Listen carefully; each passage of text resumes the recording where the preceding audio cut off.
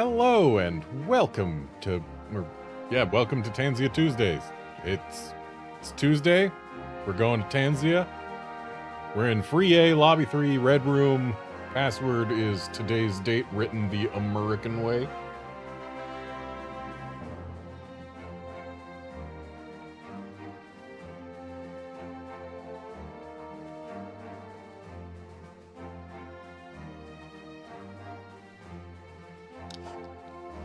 And I have accidentally pressed B when grabbing my controller again. Hang on a sec. Let's get that remade.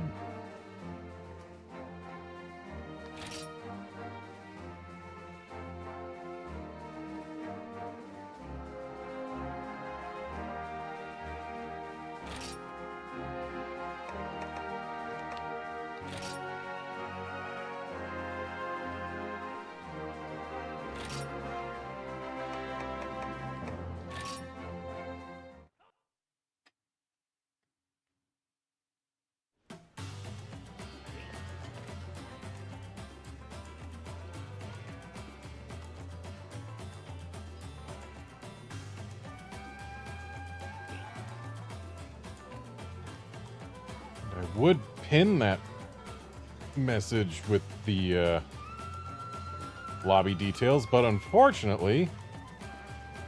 Oh, there we go.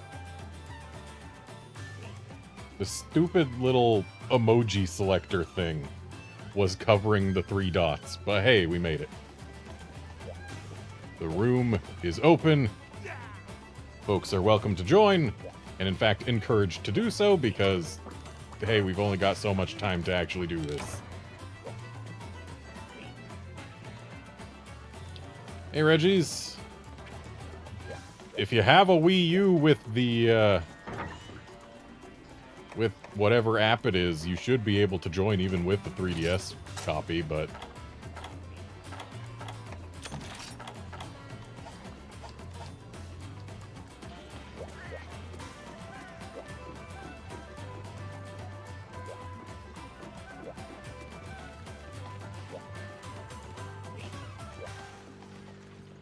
Yeah, we'll just sit here for a little bit.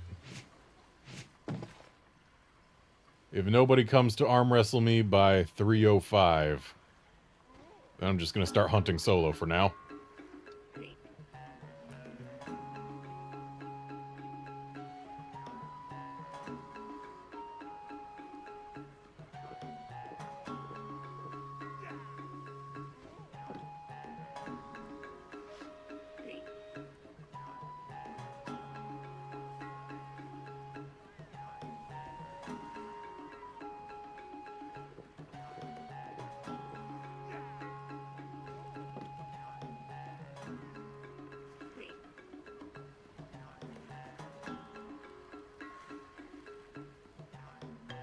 Well, Reggies, if you don't have a Wii U copy, but you do have a Wii U, consider eBay.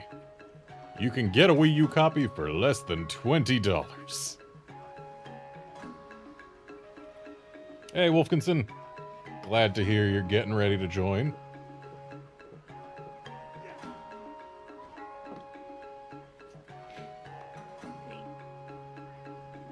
Yeah, Reggies, I am on the US Pacific, so... Whenever I mention a time, I mean by my own time zone.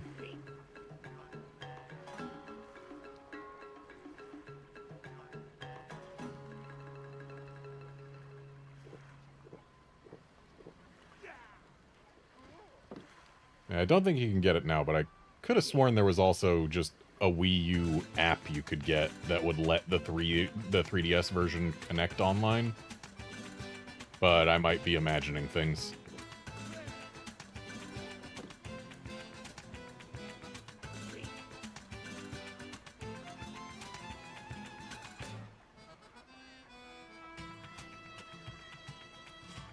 Okay, it's 3:05. We got nobody here yet, but we do have Wolfkinson setting up to join. So I will wait for Wolfkinson to come here and arm wrestle me. At least a little longer.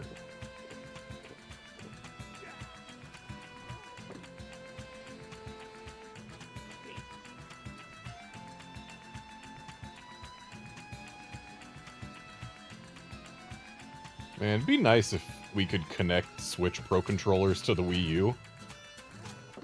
The Wii U Pro controller isn't a bad controller. But, like, the fact that it's got both its sticks up top hasn't aged super well. The Switch Pro controller has a better hand feel to it. And also the Switch Pro controller's got rumble. Wii U Pro controller not seeming so pro these days. Switch Pro controller also has better ZL and ZR.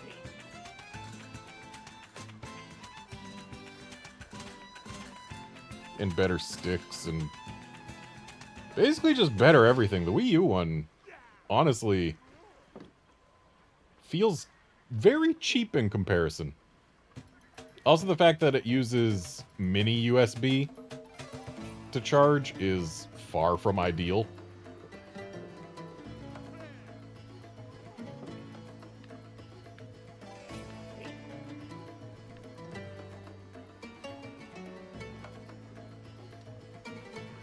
I'm gonna have a meal while we wait. Oh! Well, I guess that would also explain things.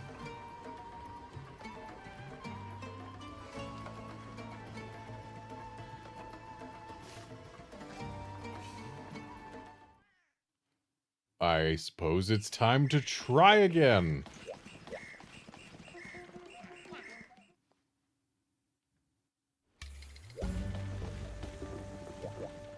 I believe you. Neko means cat. Get us back to network mode.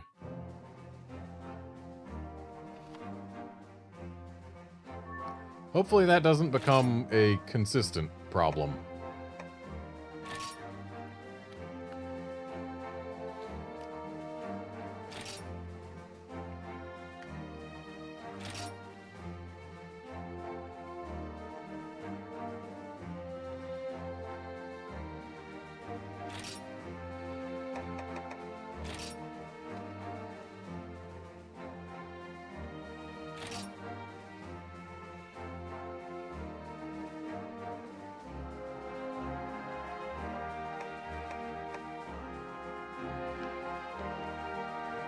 I mean, yes, Outlander, the Switch Pro controller did cost more. But, like, in comparison, the Wii U Pro controller feels like one of those $20 third-party controllers.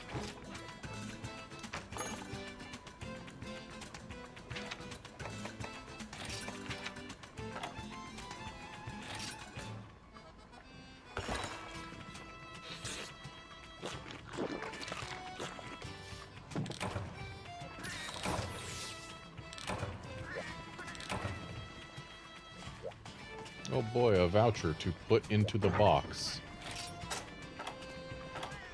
I do love 3U, but the one thing that makes it kinda difficult to come back to is no item sets.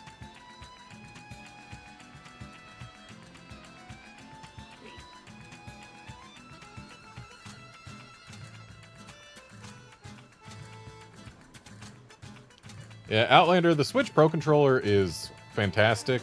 I would say it is much better than a DualShock 4. I like the DualShock 5 a little better than the Switch Pro controller, and I like, the DualSense. It's not a DualShock 5, it's a DualSense. Hey, we got Wolfkinson. Arm wrestling is required. It's mandatory.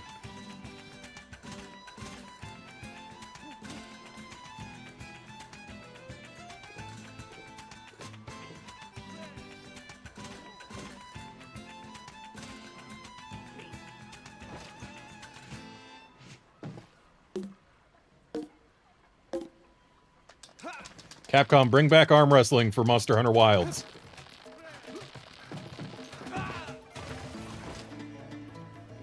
We need it.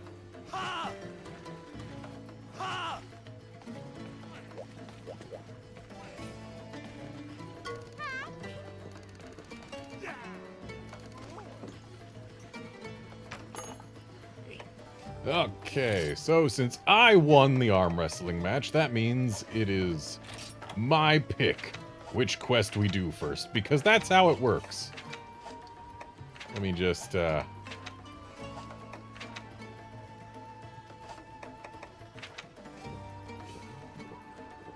you know what? Forest Fracas seems good.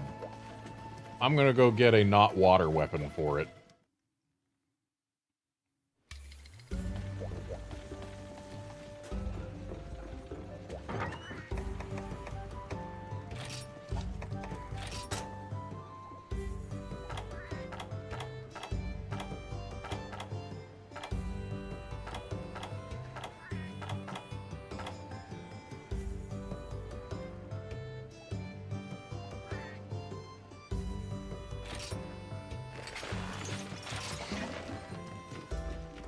I don't know why this set is called plugs, but whatever. It's got a fire weapon. That's what I care about here.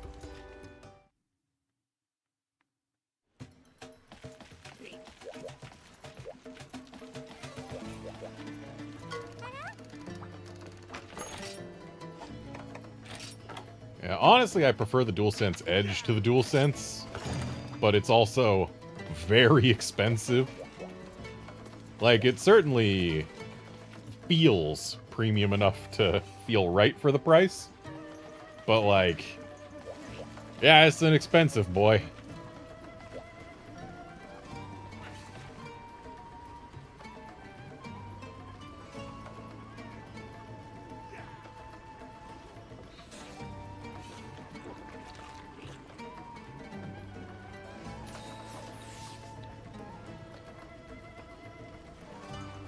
Yeah, the Switch Pro Controller is easily my favorite Nintendo controller ever made.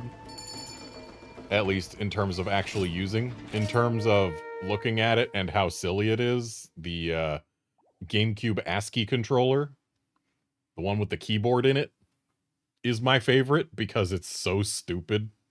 I've got one. I love it. It's so stupid.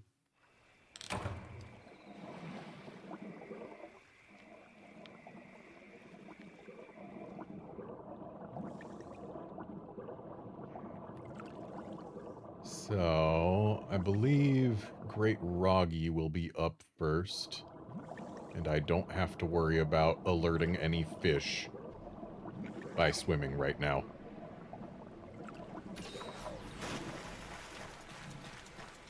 Great Roggy should start up here. Great Roggy is not up here. Okay, in that case, maybe it starts down here. Also, we should take a look around this map just to see how different it is from the Rise version of it. And yet also how similar. But like, the Rise version of this map, there's actually more water in this particular area in front of the pyramid, which is kind of interesting that, you know, they added some water to the flooded forest despite removing swimming from it.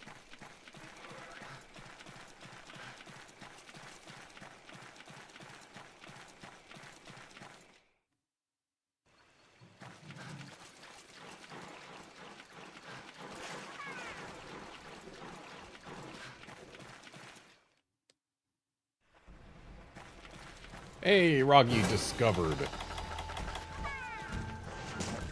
There we go.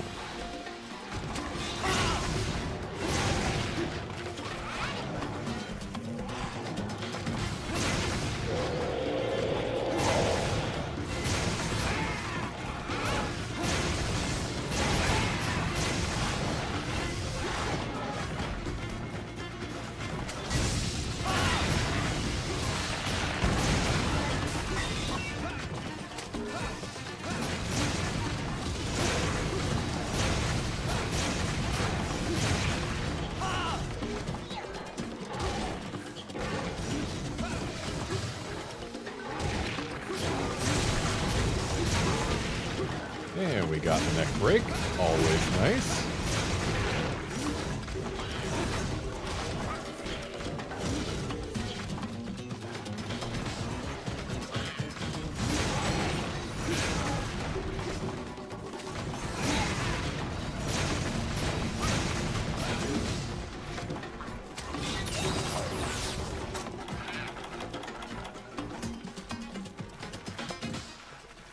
I believe this is a Mega Potion quest, so I don't need to grab this sparkly, but I'll check it just to make sure. Yep, Mega Potions. Little did we know when we first came here what was lurking up above there.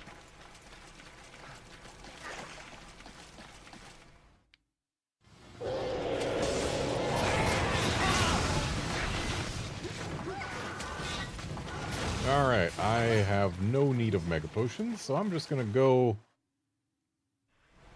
throw Cha-Cha in the water while we wait for a fish to show up.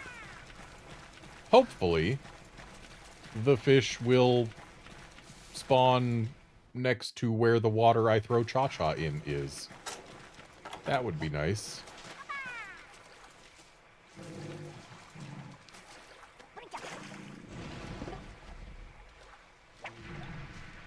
There we go.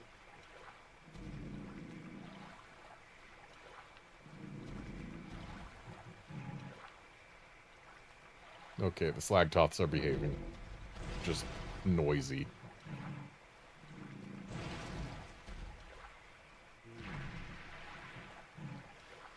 Yeah, Outlander, unfortunately this isn't Capcom killing this online experience, it's Nintendo killing it.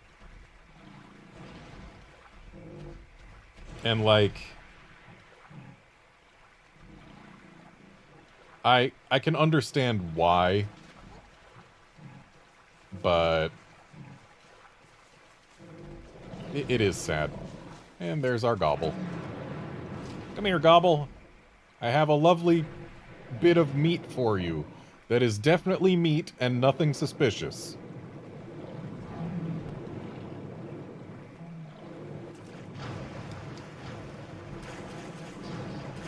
Yeah, Wolven Elf, A, hello, and B, yeah, it's Nintendo who's killing the online servers for this game. Alright, looks like you have the Flashy covered, so I'll work the tail while you're over there. I couldn't have gotten over there in time anyway.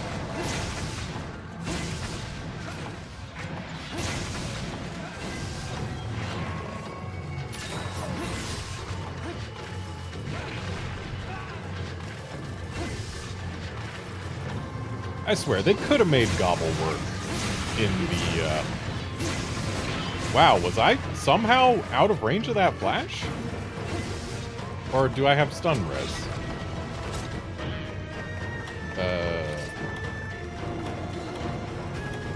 I do not have stun res, so yeah, I guess I was just out of range of the flash.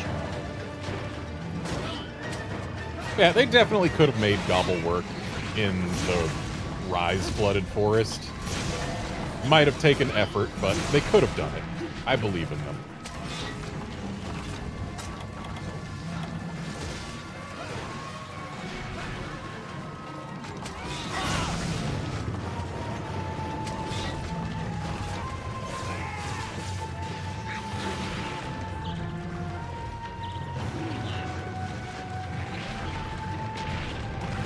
Thanks, Slacktop.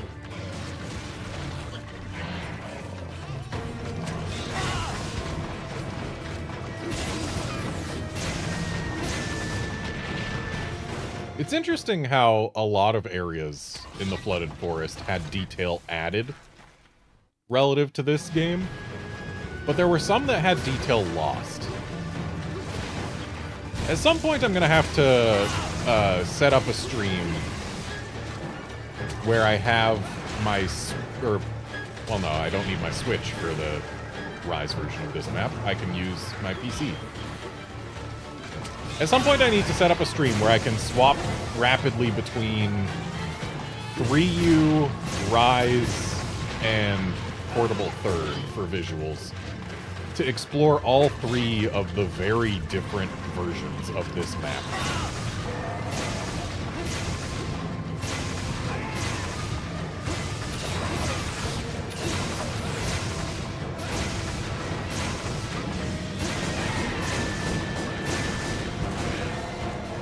And also, Wolven Elf, I'm going to be playing this on stream every Tuesday for a while, so if you want to try and join in for one of those, you're welcome to. And And now I very clearly need to get additional health, so I'm going to use a Mega Potion because it will be refunded. Don't do it, Slagdoth. Don't do it. Don't do it!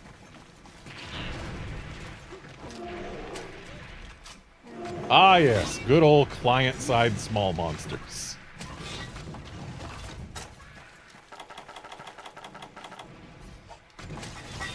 These days, with everything all synced up, you forget the joys of a hunter swinging their weapon 20 meters away, resulting in a small monster dying right next to you.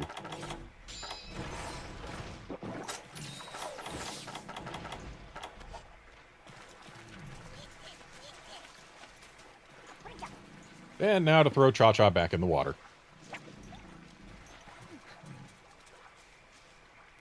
But I think Plesioth might spawn in the area east of here, rather than in this area. In which case, it will not be here to be caught. Yeah, it's looking like we're gonna have to go elsewhere. But hey, that's honestly for the better. Fighting Plesioth in the water is more pleasant than fighting it on land. Ludi, what are you doing here? You're not a quest target, but you know what? Sure. We haven't fought a Royal Ludroth in the water for a while. Wow, he just did not care about me hitting him.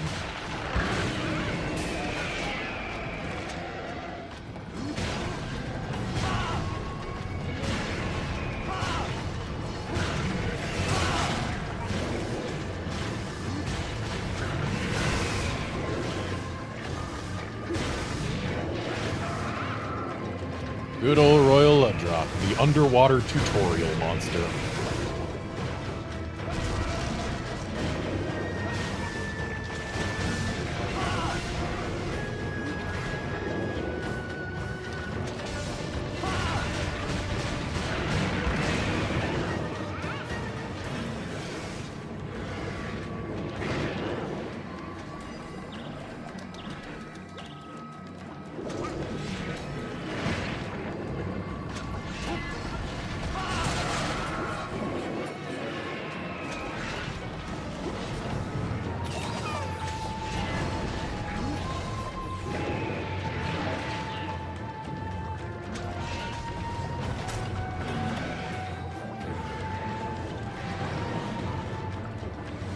Hi, fish.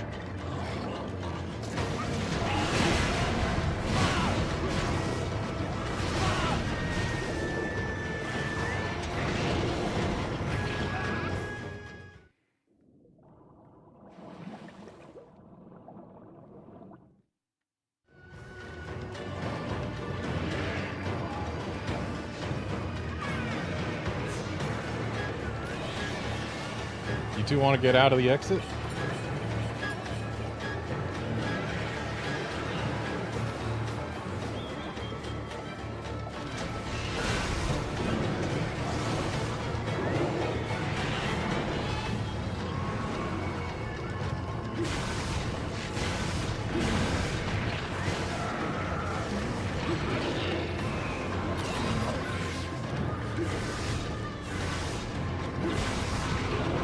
Still bugs me that Plesioth's tail isn't breakable. Like, I get it, it needs its tail to be able to swim properly, but like, at least let us damage the webbing. Like they do for Cephadrome and Ori.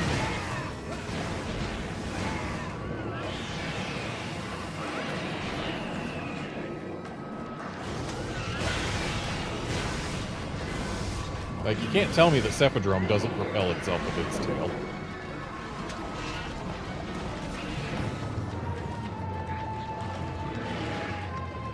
Heck, these days, Plesioth is the only large Piscine wyvern without a breakable tail.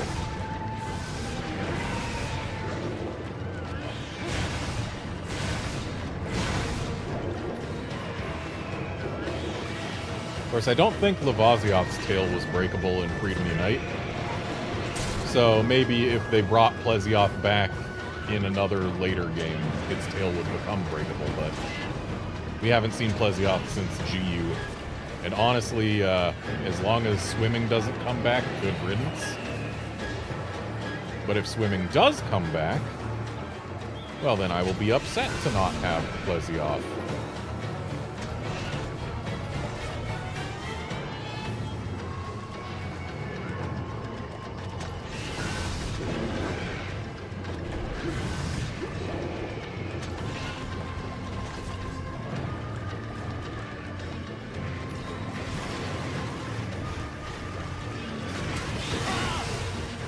Okay, let's chase this Ludi. He presented himself to us. He's not getting away that easy.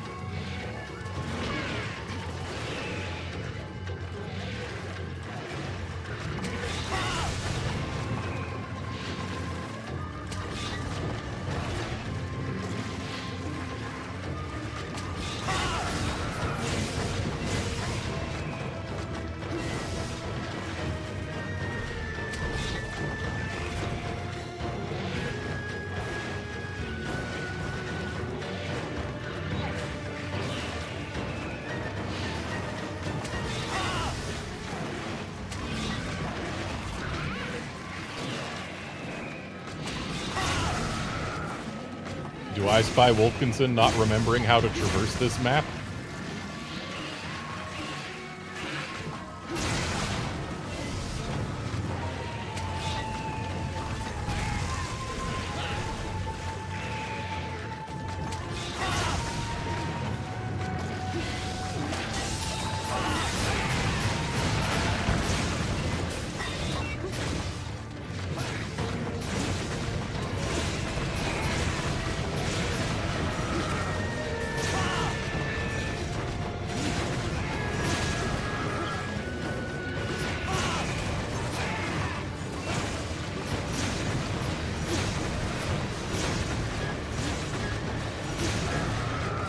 Thanks for pulling me along like that, Ludi.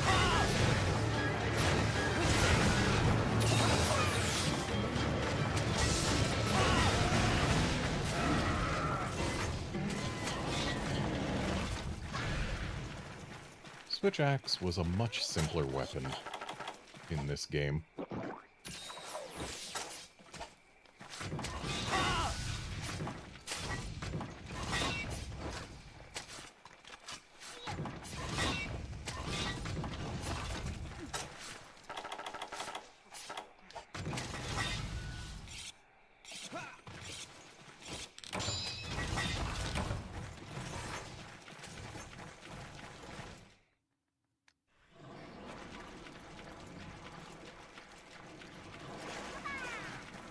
Plesioth is in the water and gone. So it doesn't matter that it didn't have us in combat. Oh well. But again, that's fine. Fighting Plesioth underwater is more interesting than fighting it on land. More pleasant, I would argue.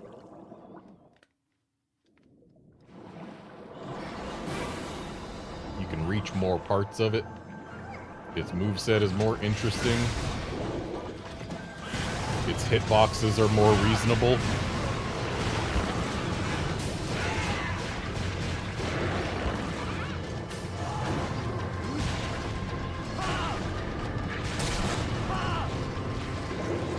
You get these knockdowns if you break its fins.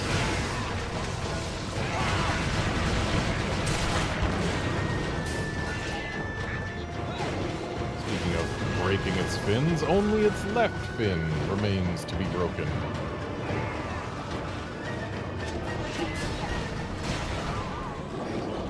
Was that a swimp I just saw? I believe this thing is swimping. Be easier to tell if we hadn't already broken his face.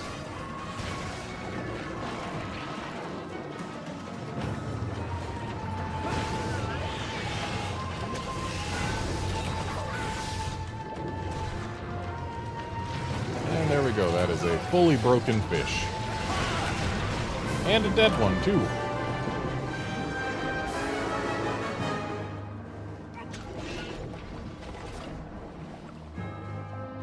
Now, I definitely need these carves, so we're going to make sure we carve the Plesioth. Look at all these super necessary Mega Potions. Yup, need every last one of them. I shouldn't have come in with 10. Honestly, I probably should have come in with just like 3, given the first 2 monsters.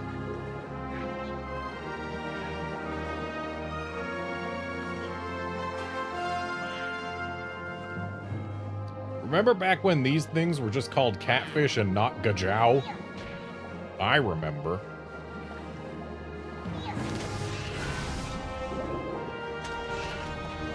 And back when you couldn't kill them without a fishing harpoon.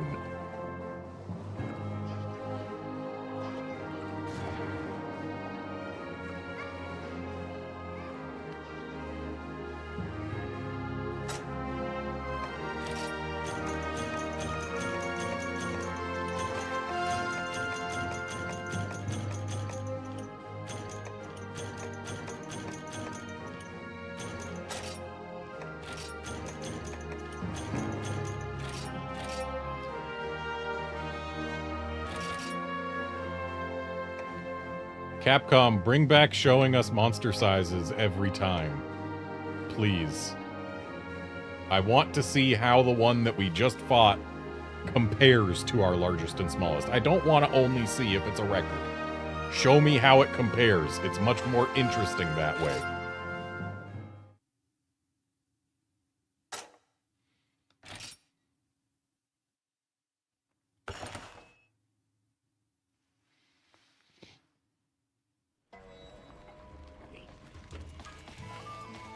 Alright, Wolfkinson, your turn to post a quest.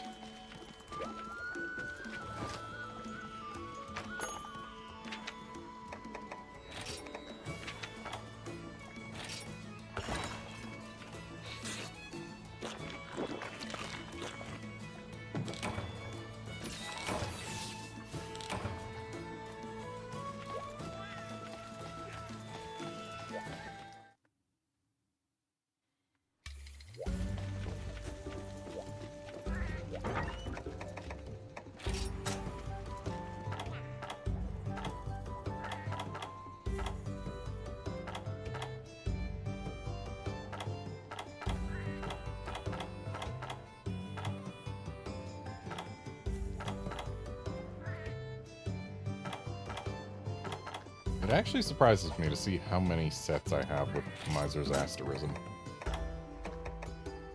Why is that?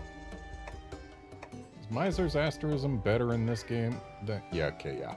Power File, it is better in this game than it is in Sunbreak, where they gave it a stupid poison file.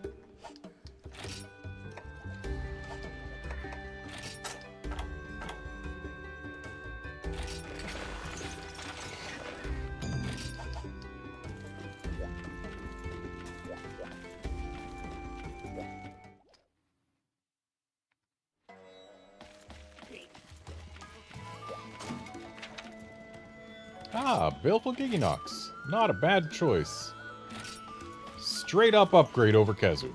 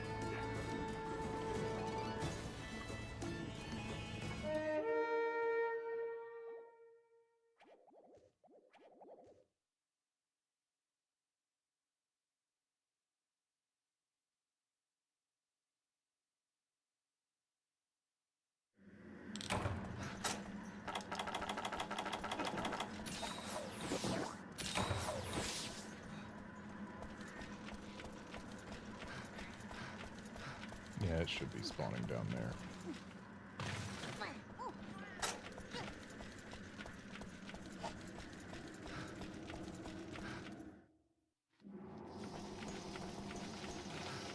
Or not.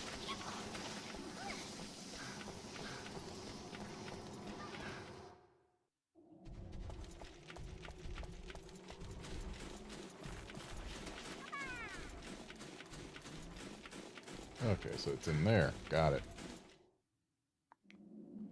On my way. Back in my day, this cave was actually dark.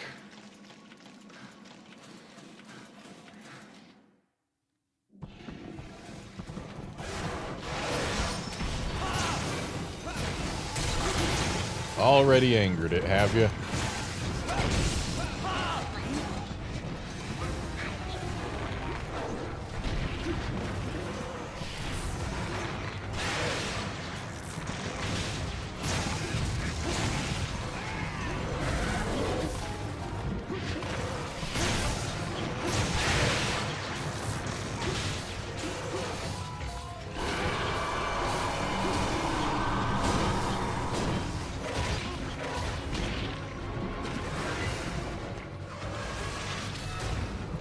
You know, it's funny, between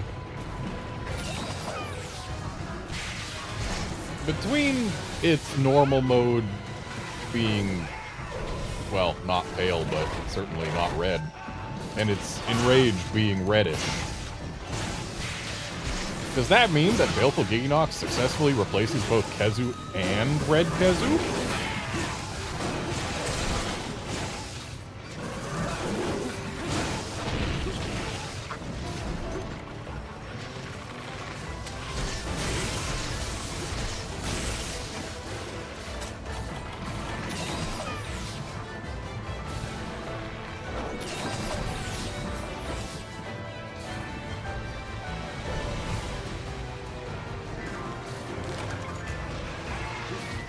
It's been so long since I've heard this music. It is really good. It's not my favorite in 3U, not by any stretch, but it's still real good music.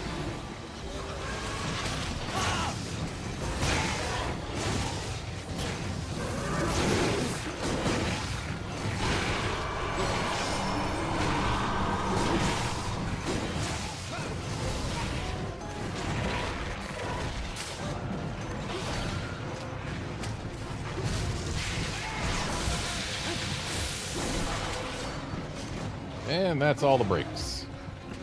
So now we can just focus on doing damage.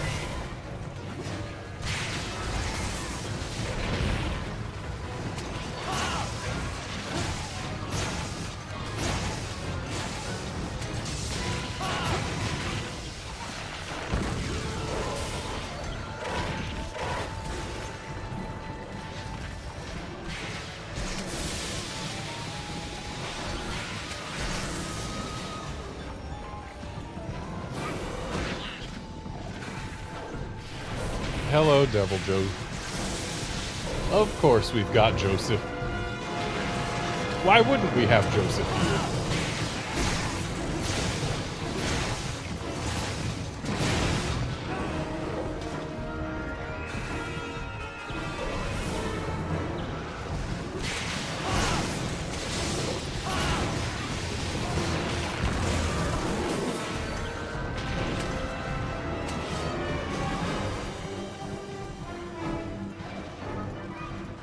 Well, it looks like Ignos doesn't want to hang out with Joseph, and I'm cool with that.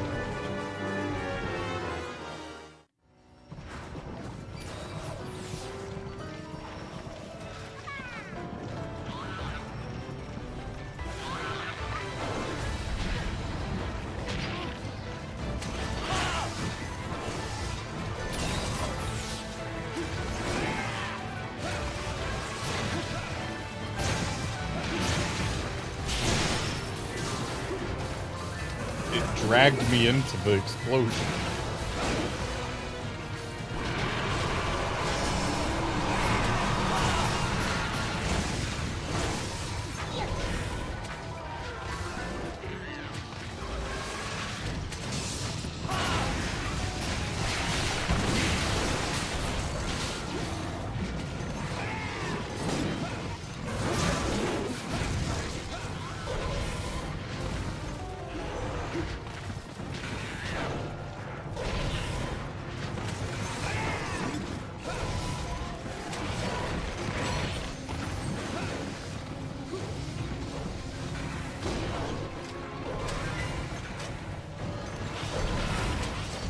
just the fact that Kezu, having been a Gen 1 monster, moves pretty much exactly like any other Gen 1 flying wyvern.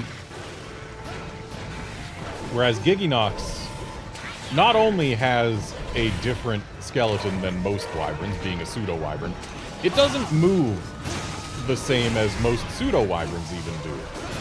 Even the way it gets knocked down is different. Like, you cannot tell me that Giginox is not a better Kezu.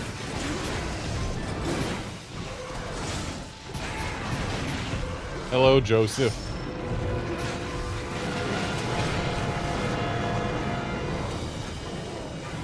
Oh, Giginox is limping. We'll deal with Joseph on another quest.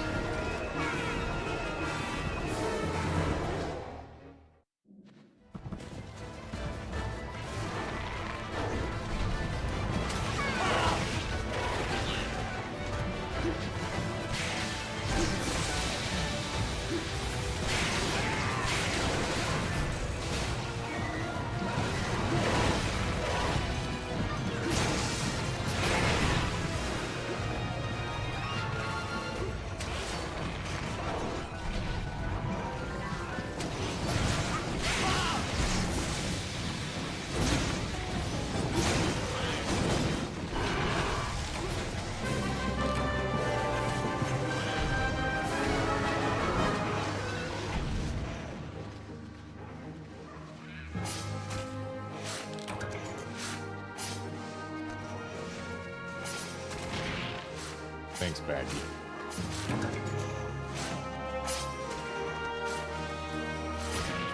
Thanks, Baggy.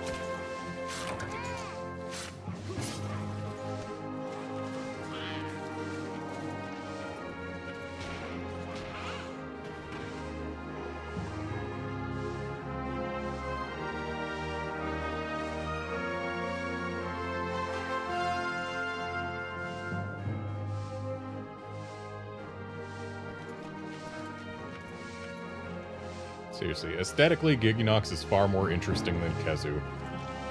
Combat-wise, Giginox is far more interesting than Kezu. Animation-wise, Giginox is far more interesting than Kezu.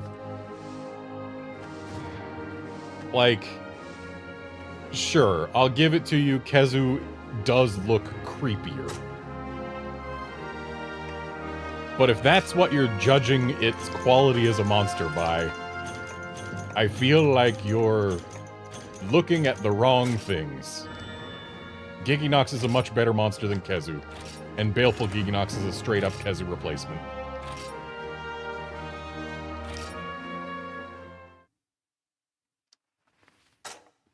Wilkinson, that is a perfectly acceptable way to select quests.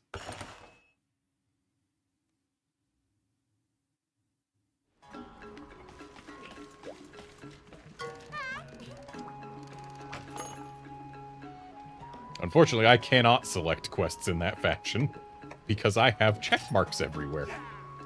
But what I can do is just look through and see, hey, is there anything that I think is interesting enough to do?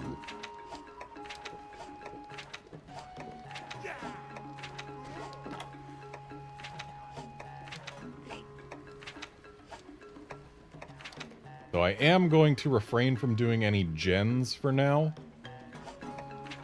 Because as much as I do like Gen Maran, its theme gets things copyright claimed. This is a good quest. I like this quest. We're doing this quest.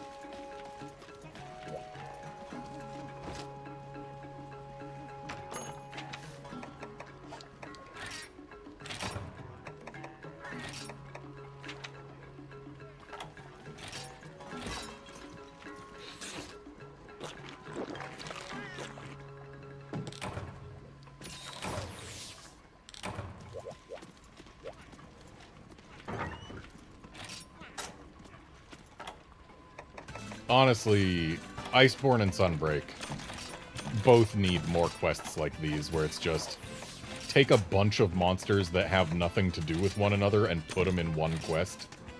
Just for fun. And this is a Mega Potion quest.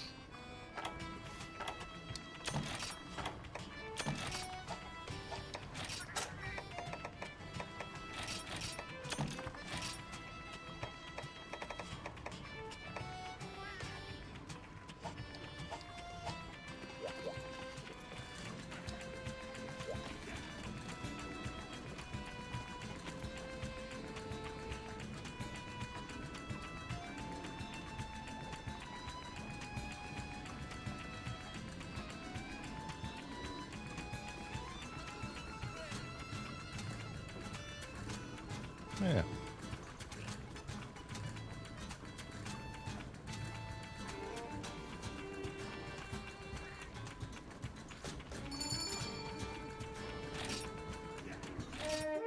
Also, this quest reminds me how sad I am that they put Duramboros in Monster Hunter Stories 2 as an enemy monster you could fight, but they didn't put it in as a rideable monster. They totally could have fit a saddle between its two humps.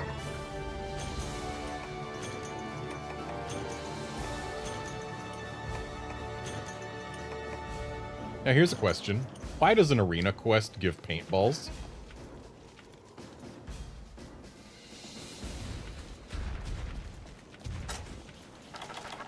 Ah, I miss the days when Pink Rathian was so saturated.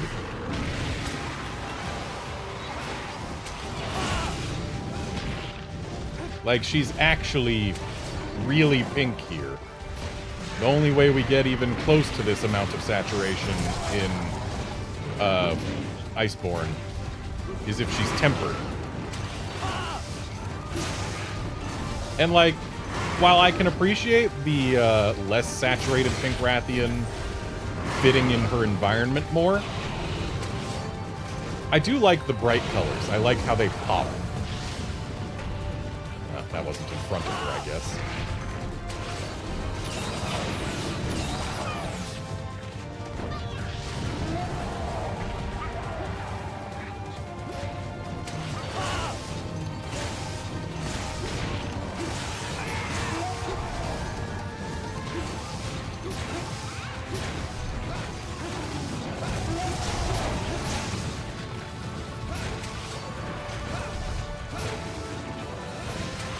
Yeah, Outlander Gen 3 monsters are where they start actually looking good.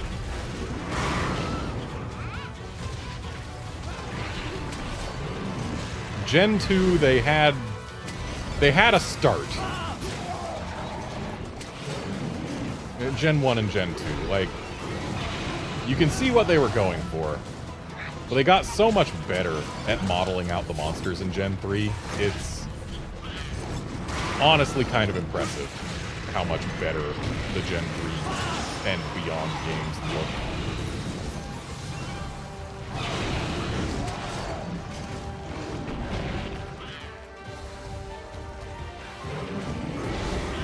Still feel like the best glow up from Gen 2 to Gen 3 and beyond, though. My boy Monoblos, going from early Gen Monoblos to 4U Monoblos. They fed that thing, turned it into a tank.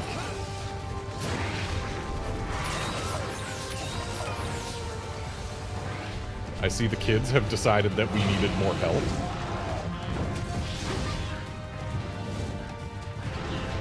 I wish she wouldn't keep turning away from my flashes. Good job blocking that, Kayamba.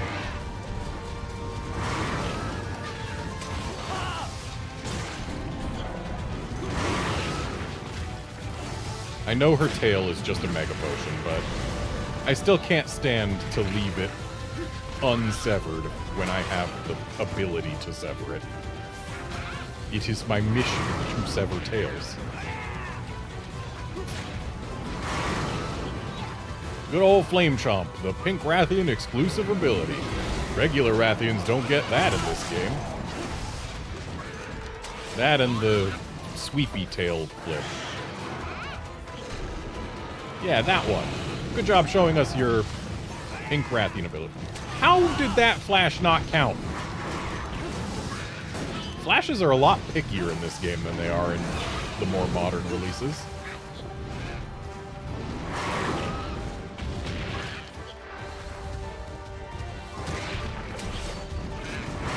And we still haven't broken left. Never mind. We have broken everything that breaks on it now. Because this is pre-Gen 4, back breaks don't exist yet. At least for a lot of monsters. For some monsters, they do. But for generic flying wyverns like rats, no back breaks yet.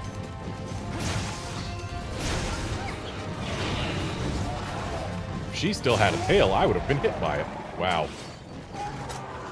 Down she goes. I shouldn't have brought 10 Mega Potions.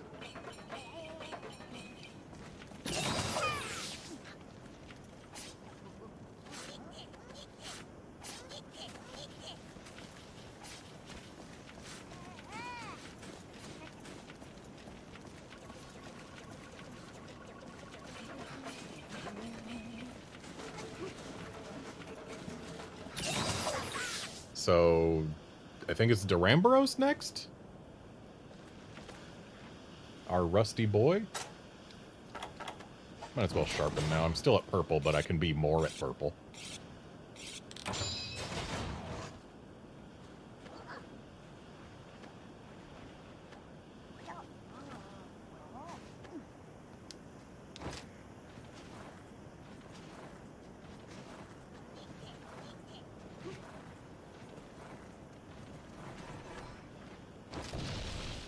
There's our boy.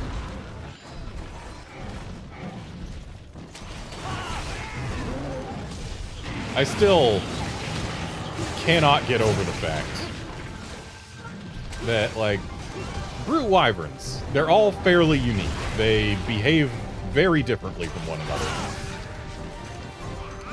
But Duramboros is just a reverse Uragon. Uragon slams his chin on the floor. Duramboros slams his tail on the floor.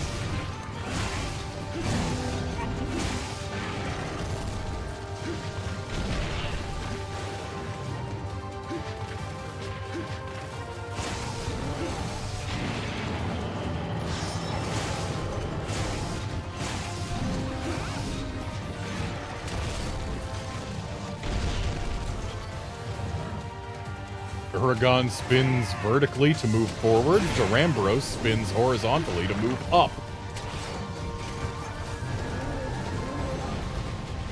To make a Duramboros, you just take an Uragon,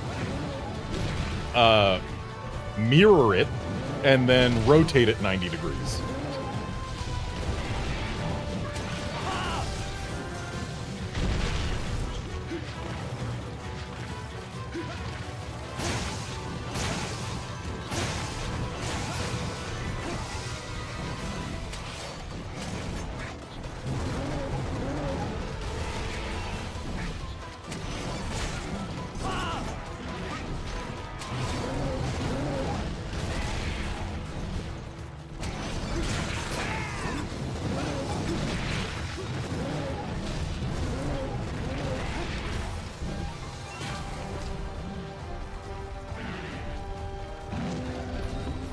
Well, Twinkle Toes time. Sweep 1, sweep 2, in we go.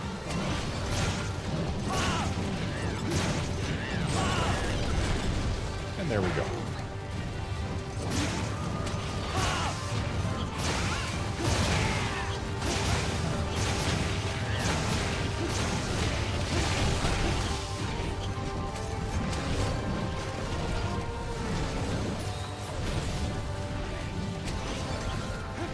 It's amazing how memories of how to deal with a monster in a game that somehow came out over 10 years ago never leave you.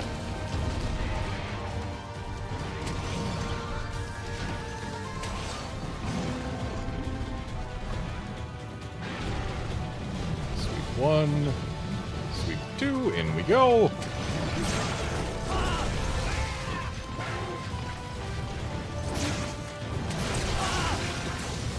And the humps are broken.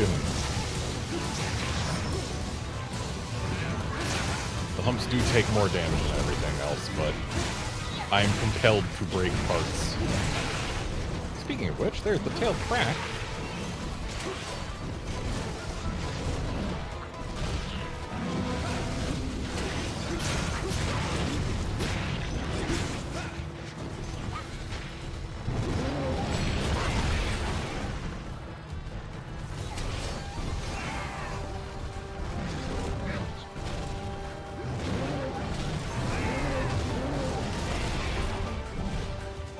And Outlander, as far as Bombaro and Durambros being similar goes, they probably are more closely related than most brute wyverns. They're both very large herbivores. They have similar foot structure. They both have big horns. It's probably safe to say that they're more closely related than most brute wyverns are to one another.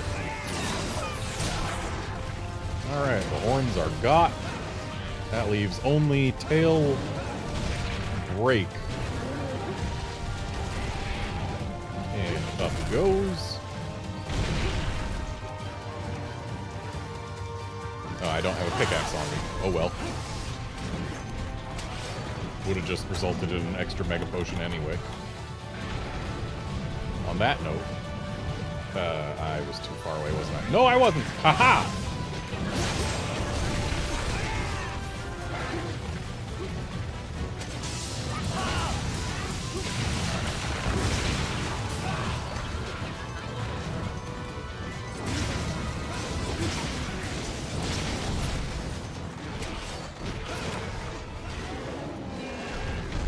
Time to make one carve worth it.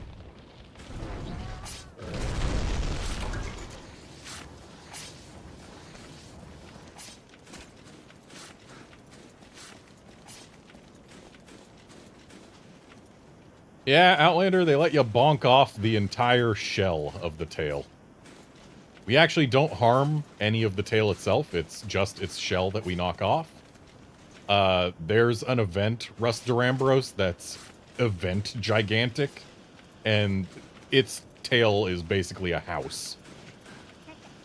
But yeah, Durambros is unique in that its tail, you can knock off the carvable part with a hammer. You do not need cut damage to get that tail break.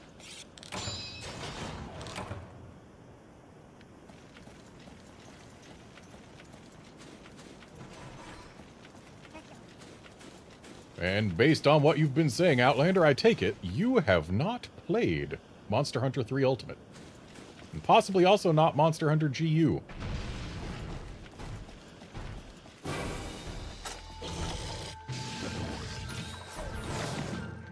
Yeah, the event Durambros is very tanky, but that's because every Durambros is a mountain of HP. And that one's just also a mountain of mountain. A mountain of monster. It's enormous, and monster HP and size are correlated.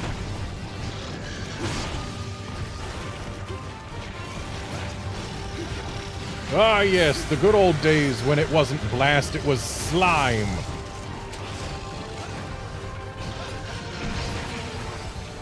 Specifically slime blight.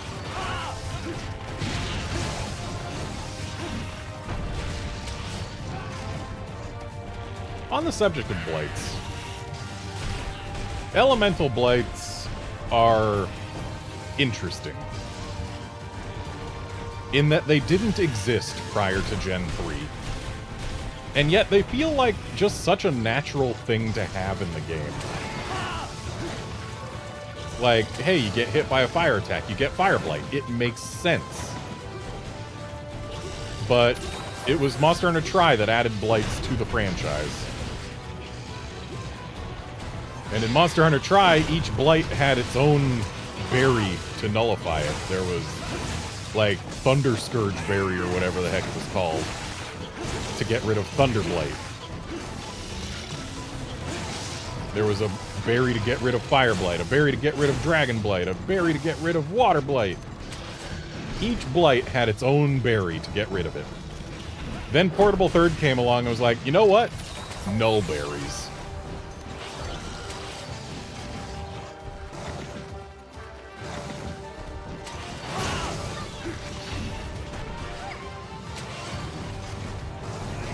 Well, Outlander, if you have a Switch, I could definitely recommend getting GU. Like, it's not the most beloved Monster Hunter game, and it doesn't... Oh, wait, you have played GU. Never mind. Yeah, it's not the most beloved Monster Hunter game, but it is a solid entry into Gen 4, I would say. Like, it is a lot, and it concerns itself primarily with just do a trillion quests.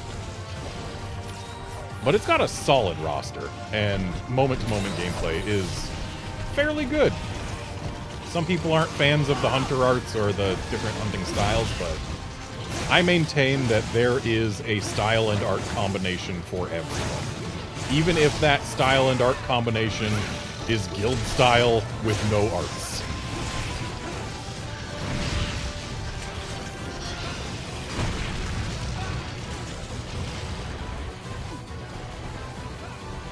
And if you have a 3DS, Monster Hunter 4U, you cannot go wrong with.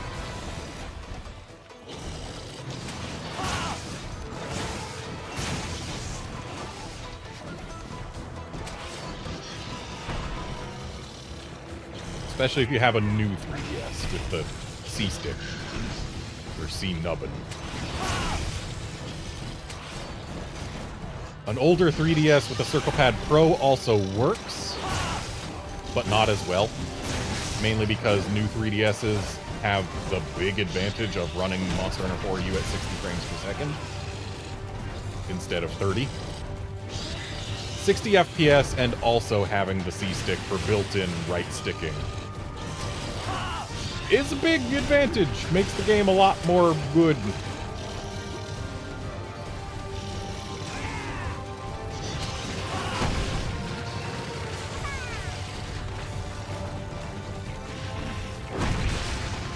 Ouch.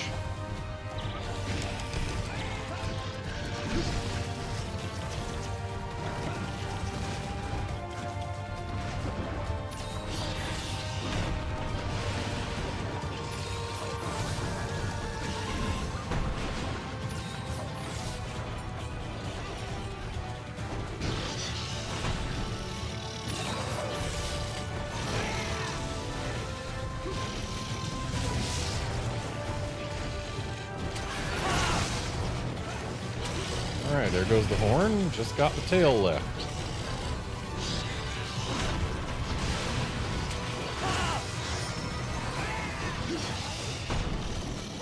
Ooh, boy's out of rage. Which means he can be knocked over. And the tail is severed. Just in time, too. Good job, Chacha and Kayamba, for getting the kill there.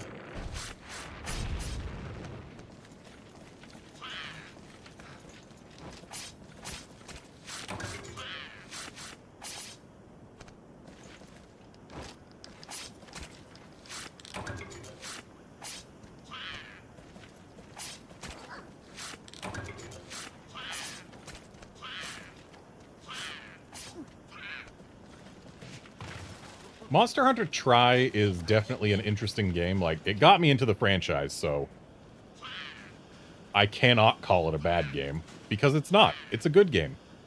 But, its roster is very small. Grand total of 18 monsters. 3 of which exist either only in high rank or only in the multiplayer hub, which, I mean, you can access them now because there's a private server for it, but it's less easy than it once was. Ooh, I should have brought... No, I shouldn't have brought Nullberries. Because Dragon Blight doesn't give you negative affinity in this game. Haha!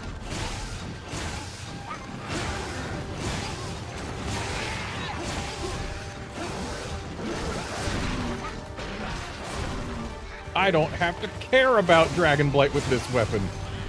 I'm a genius.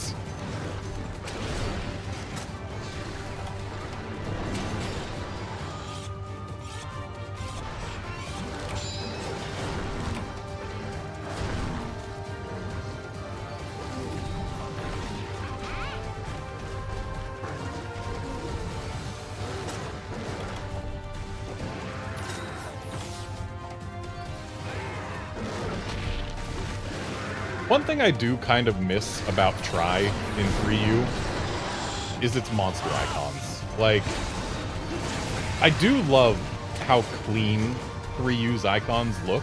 Like, I'd argue that 3U has basically... Oh no, it's definitely some of my favorite monster icons in the franchise. Just for how they look, how clean they are, how high detail they are despite being relatively low detail, I guess. Hard to put it into words, but 3U's got really good iconography. But Tri's icons had a certain aesthetic to them that we haven't seen the likes of since. And, like, they took the way monsters look and presented them in an exaggerated form.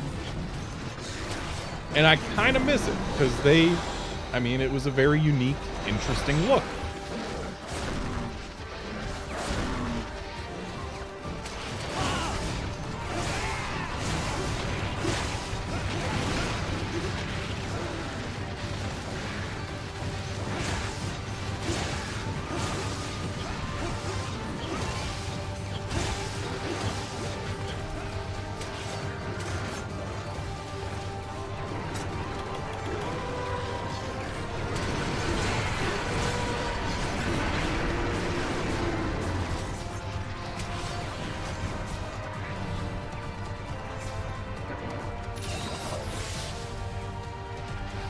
Yeah, if Atmosphere is MVP for you, then Tri will beat 3U.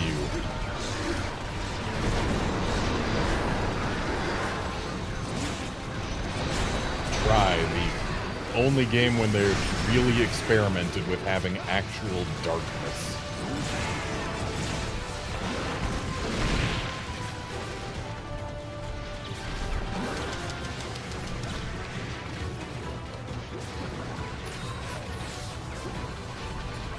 Yeah, for me, I do like Atmosphere. It's not unimportant. But, like, I only need to go through the entirety of the tower map once to get the point. After that, I just want to get into the actual hunting of the monsters. Like, that's the best example I can give, the tower map. Because having the whole map exist is totally cool. I appreciate that it's there. But I only want to go through it once.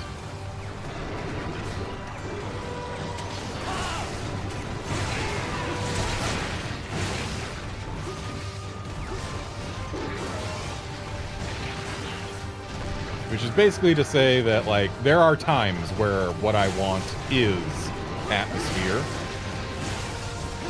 But a lot of the time what I want is just let me hunt the thing.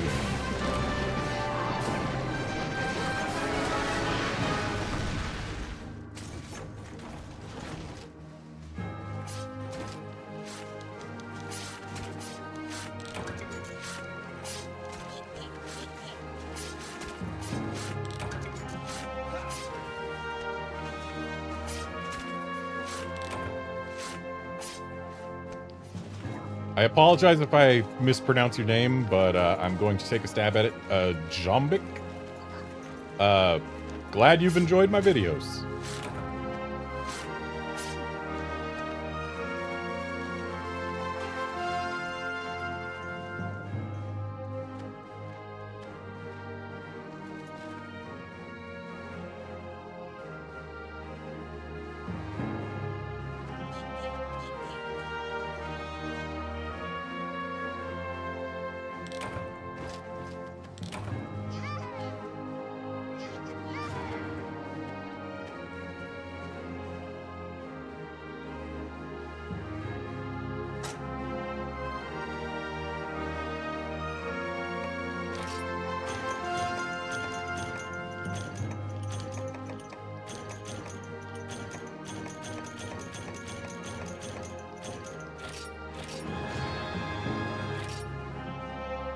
Hey, we got a little girl.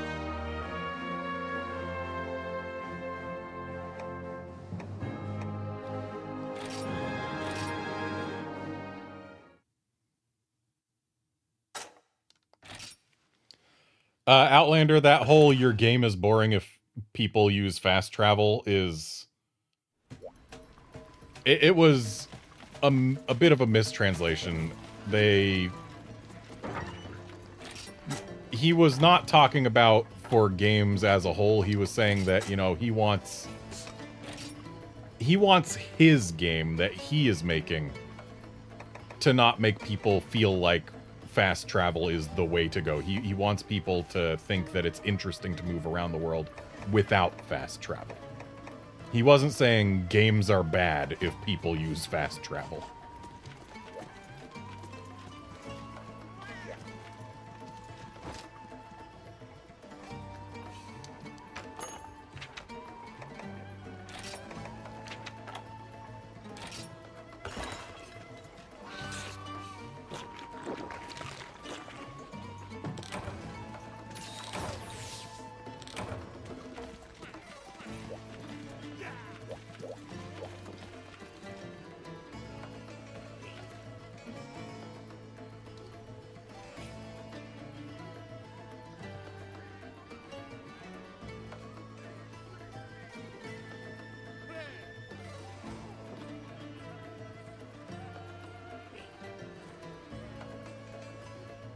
Yeah, in that same interview, he also said that for Dragon's Dogma 2, he wanted to make it so that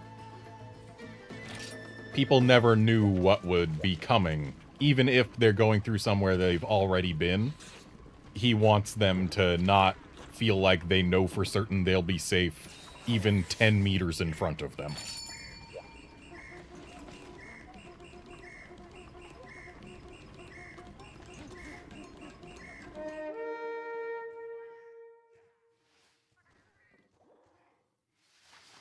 And now for some green Nargacugas, which haven't been seen since this game, though technically the Nargacugas that we see in GU G rank, or Master rank, or yeah, it's G rank back then.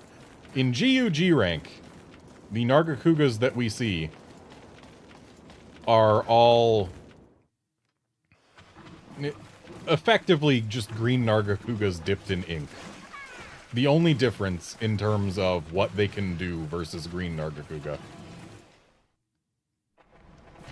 is that they don't stun with their tail spikes. Moveset-wise, they are identical, green Nargacugas.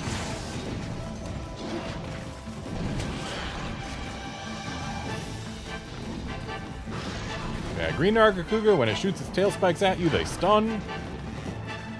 And it can do double tail slams and double tail sweeps, which regular Nargacuga cannot do in this game, but learned to do in GUG rank.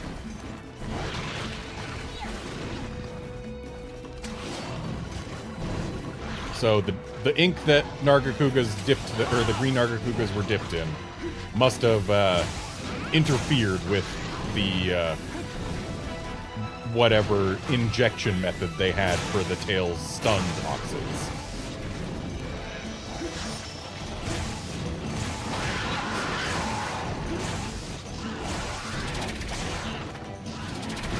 Behold, you have just seen a green Nargacuga exclusive move in this game.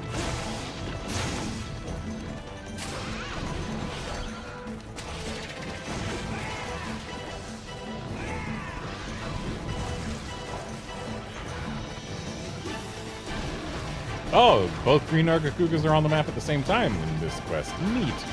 I love when that happens, actually. That's another thing that World and Iceborne have both been sorely missing for me. Or, World and Iceborne and Sunbreak. Quests with multiple of the same monster.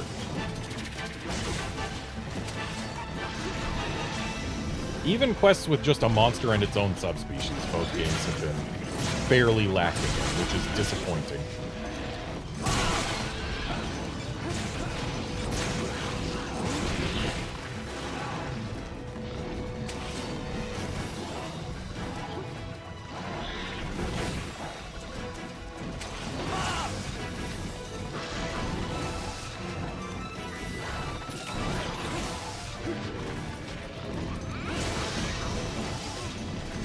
And this Nargacuga's tail is currently unseverable because back in Gen 3 and earlier, you could not sever a Nargacuga's tail unless it was either enraged or tired. They added tired as a thing in Gen 3. And they applied it to the potential conditions during which Nargacuga's tail was severable.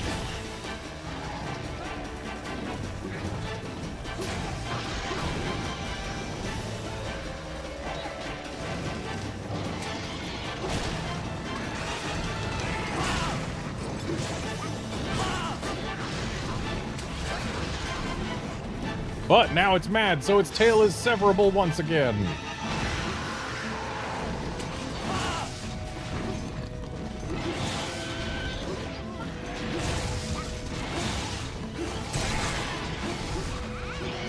As evidenced by the fact that its tail has now been severed. And it looks like we only have left wing left. So behold, our pal there just got hit by Tailspike and was instantly stunned. Good job, Wolfkinson, intentionally showing off green Nargacuga mechanics like that.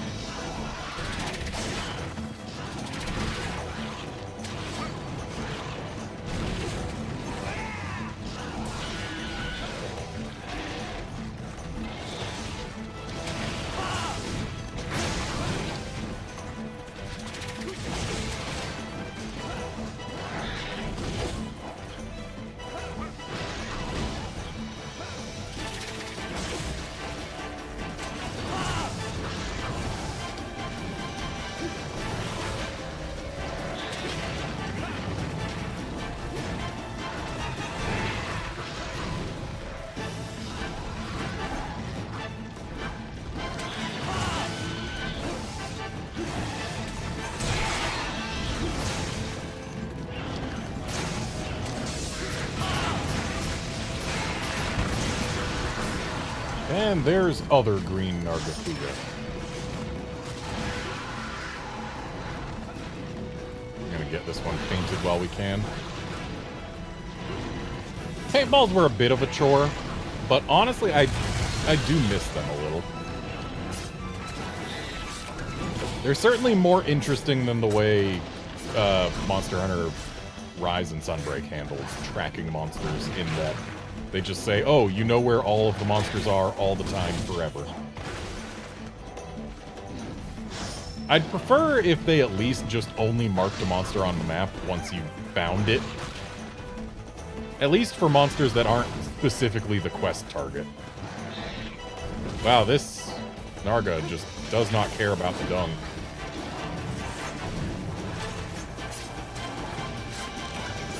Because, like, if you can't be surprised by what monsters are on a quest, then what really is the point in having there be multiple monsters on the quest? Like, sure, they can show up, but let us be surprised. I do like World's form of tracking, like you actually find monster tracks and follow those, instead of just find the monster and then throw a paintball at it. I prefer that to paintballs, but I will any day take paintballs over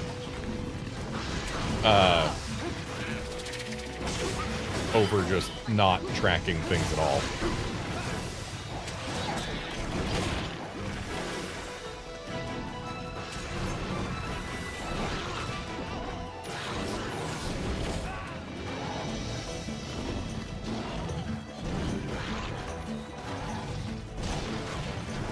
Every dead Bullfango makes the world a better place.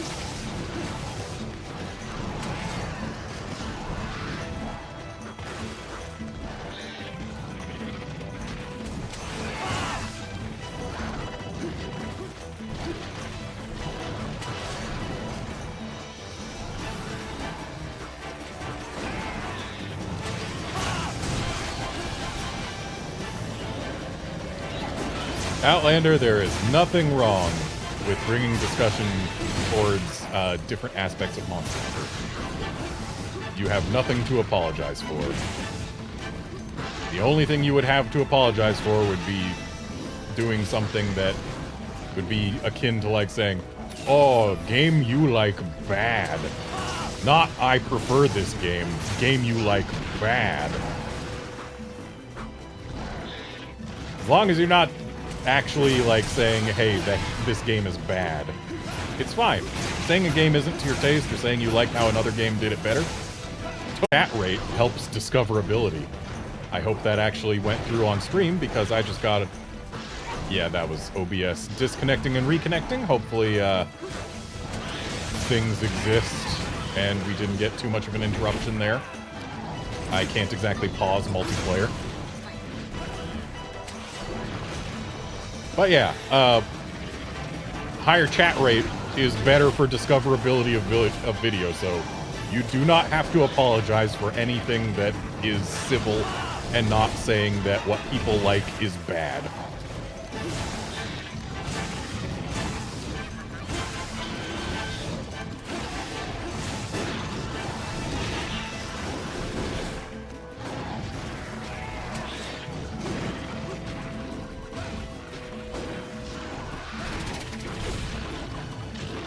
Yeah, I'm not surprised some things got mangled there. OBS disconnected and reconnected. Thanks, OBS, I guess.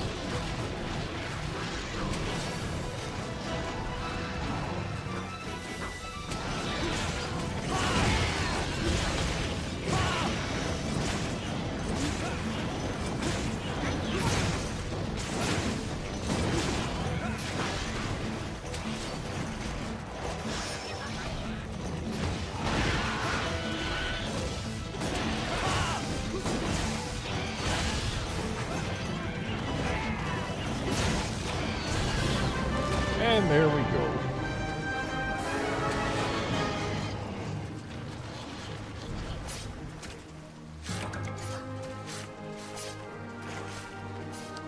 Yeah, it would be nice to have Steel Uragan, Green Narga, and Orochi Kirin in Iceborne, but alas.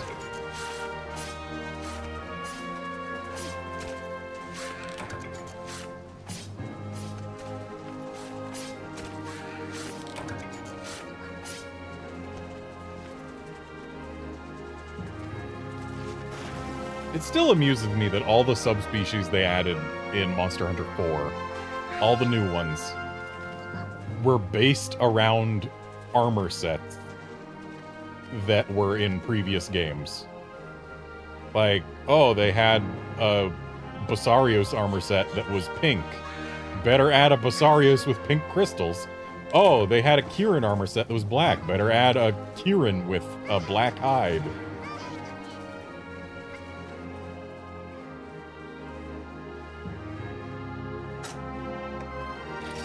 Mantle.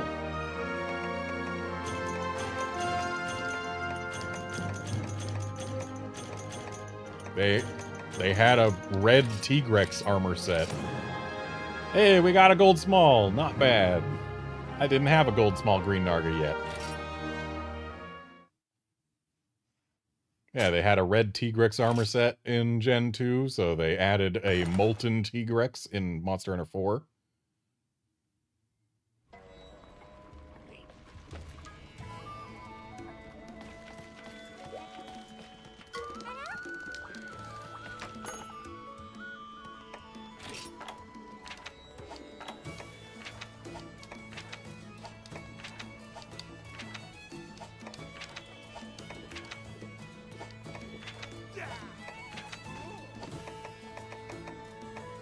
You know, on the subject of Steel Uragan, let's get smelly.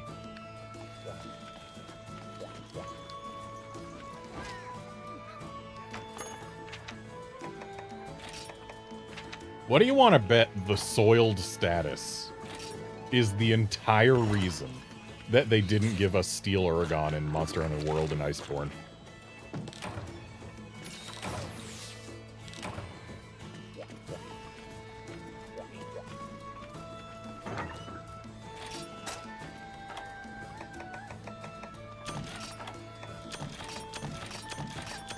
Don't forget your cool drinks.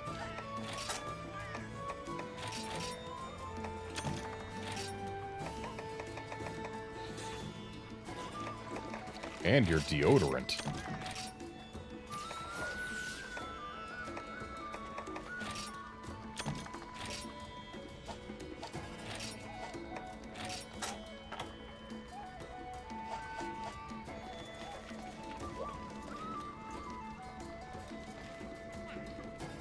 I have a feeling that Molten Tigrex actually was designed specifically for Monster Hunter 4, specifically because of the whole it matches old armor set thing.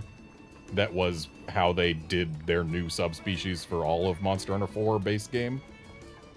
They took armor sets that existed in previous games and made monsters that matched the color scheme for that monster.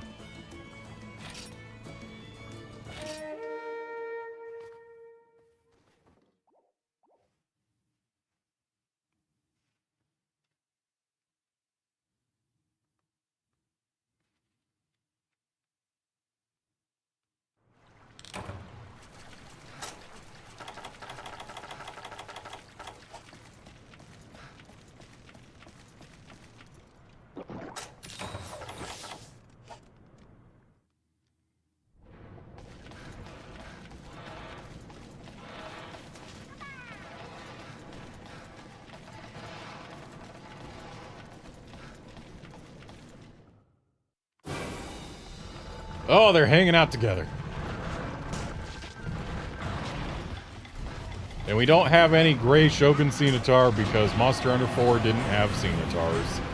If Monster Hunter 4 did have Scimitars, I bet we would have had a gray one. And I'm thinking I want to follow this smelly boy, who is considerably bigger than the standard Uragon in this quest.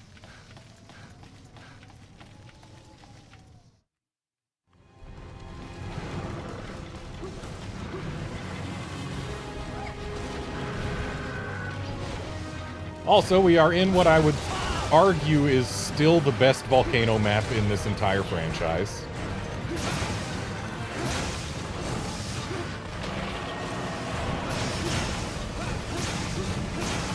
The lava caverns in Rise do come close, but I think this volcano does still take it for me. And admittedly, for the lava caverns, what's doing a lot of the heavy lifting is just its music. But guess what? The music here isn't terrible. They gave Agnactor a good theme.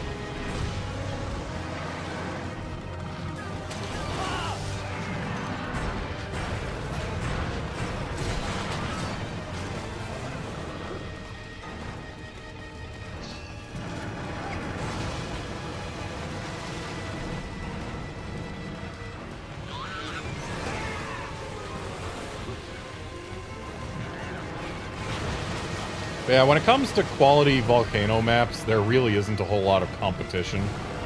Anyone who says Gen 1 is the best is just flat wrong. Anyone who says Gen 2 is the best is also fairly wrong. People who say Elder's Recess is the best, I mean, I guess you can be right for you then. But, yeah, anyone who claims a volcano map prior to this one is better than this one is wrong. And the ones that come later, we can chalk that up to personal preference. And anyone who says Volcanic Hollow is a better volcano map than this is also wrong. Because Volcanic Hollow is not a volcano map. It's Sunken Hollow, but red.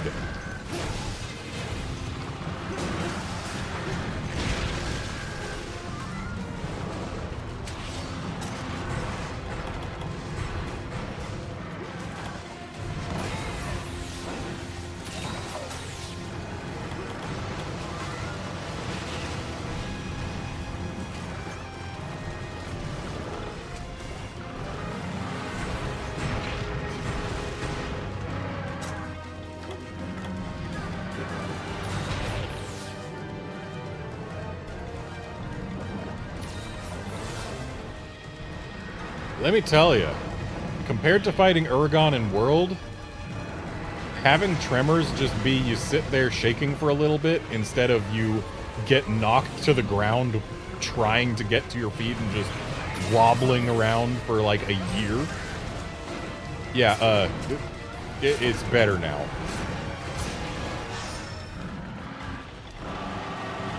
Tremors are much more pleasant in this game than they are in World.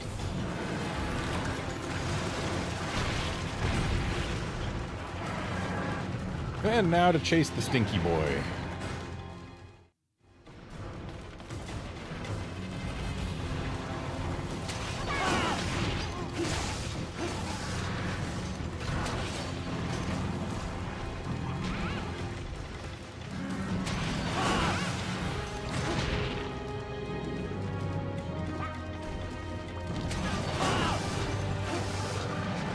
Like, I would still be flailing around on the floor right now if this was World Tremors.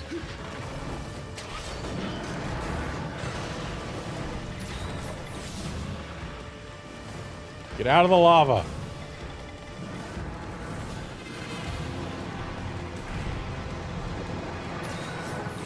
That roll into Chin Slam is a Steel Uragon exclusive move in this game.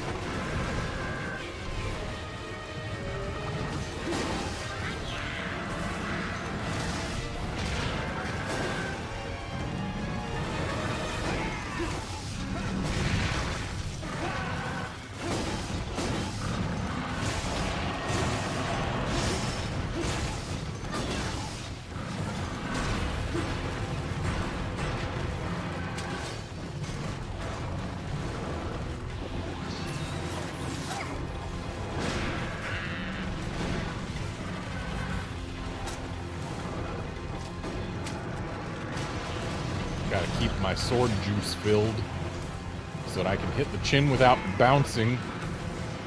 So we want that break. Both because it is a break, and because once it's broken, it actually exposes the Uragon's greatest weak point, its broken chin.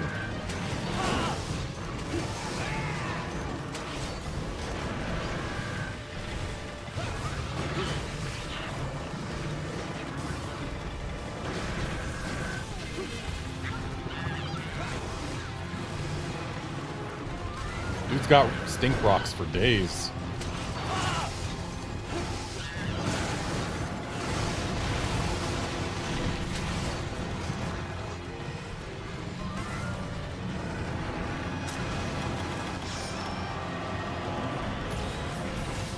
And apparently Steel Uragon is just trying to avoid Standard Uragon.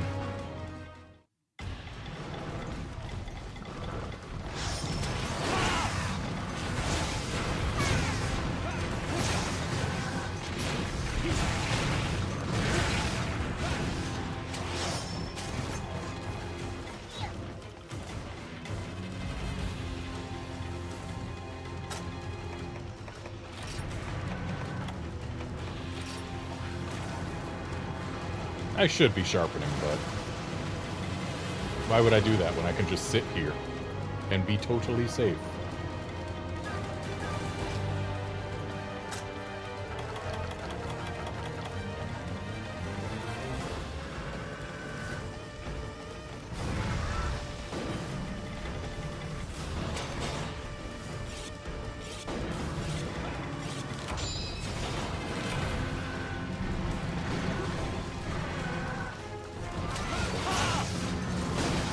If they added an ammo mechanic to Switch Axe where you had to, like, actually bring files to swap in and out when the situation demanded it, I'd be cool with it if and only if they let me choose what file to put in what axe when. That could actually make poison and paraphiles something worth bringing. So, like, I would be cool with that. Let me bring a paraphile for until it gets paralyzed and then swap to a power file or an element file. That would actually be a really cool system. So Outlander, I would not hate that. Just as long as it's not, oh, this switch axe can only accept poison files. That would suck. That would suck hardcore. But if they let you mix and match files with axes, because files are now a consumable item that you keep in your inventory, I'd be all for it.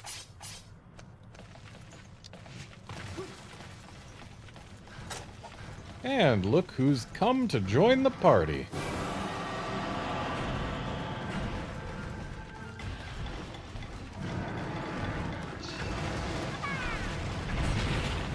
Oh, I guess the roll into Chin Slam is not Steel Aragon exclusive, it's G rank. That's what it is.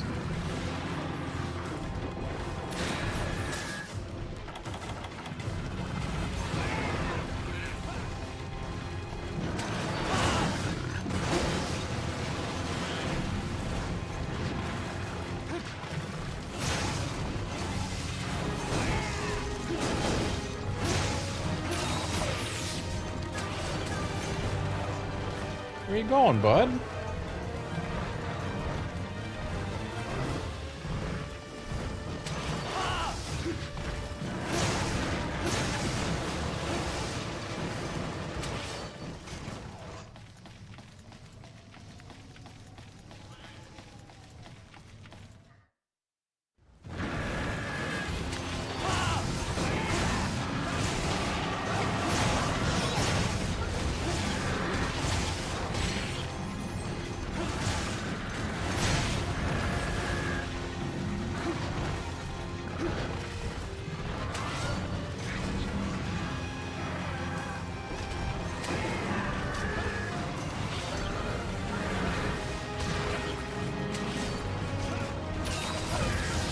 And you know what would make the wait for Monster Hunter for Monster Hunter Wilds easier?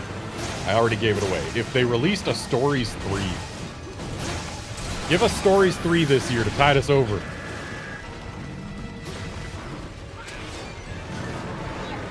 I thought of that only because, hey, Uragon. I use Uragons to get over lava sometimes. But, like, I want Monster Hunter Stories 3. Why did I use it? Because I went one too far from energy drinks. That's why I used the life powder. Yeah, give me Stories 3. Also give me an interim Monster Hunter game that uses the art style of Stories, but is a standard Monster Hunter game.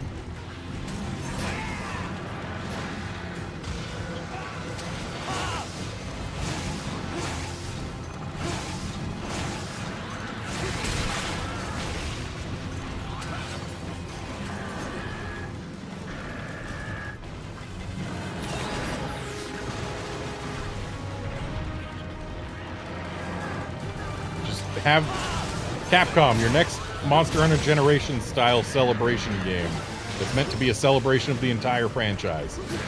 Do it in Monster Hunter Stories graphical style, and just make sure it includes every monster there has ever been.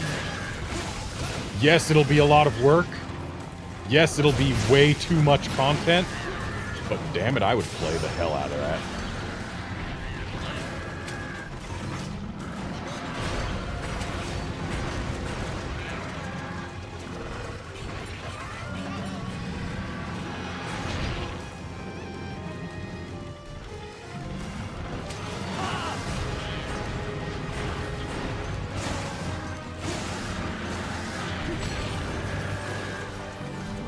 Yeah, Outlander, I've played Monster Hunter now for a good while. For the first few months, like, I sunk a lot of time into it. And, like, the grind gets unreasonable. It's very clearly pushing players to pay so that they can cut the grind in half. But, like, even then, when you get to a certain point, it is unreasonable. Which is a shame, because it is a decently fun game. But the grind is too much. It pushes you to pay too much. And, like,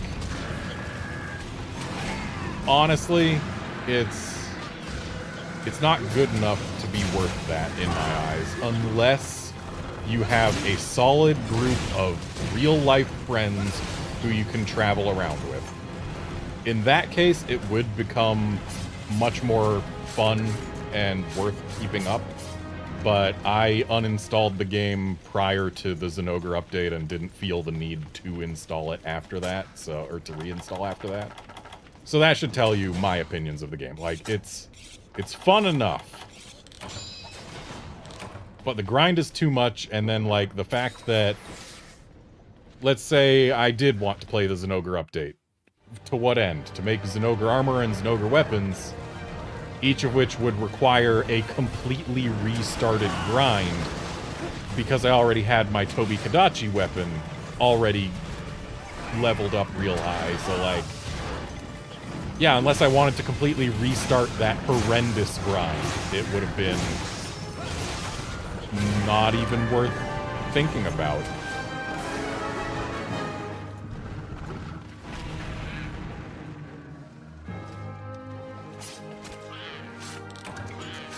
Because, like, by the time you're fighting 2-star tempered monsters, which every monster exists in 1-star, every monster exists in 2-star.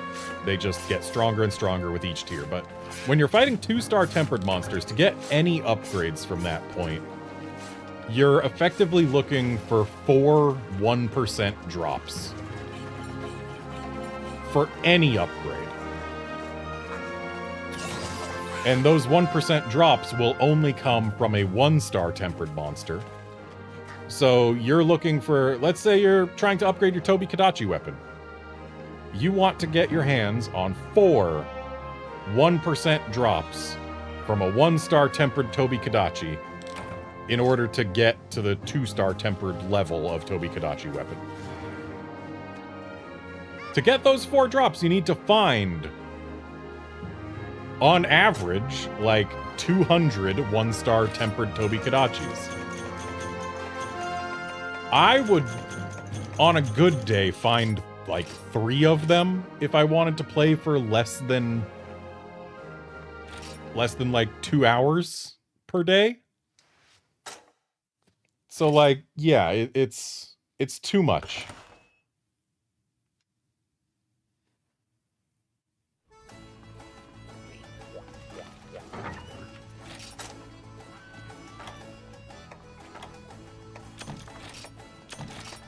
But don't worry, you can pay to double your drops from any given hunt after you see the drops.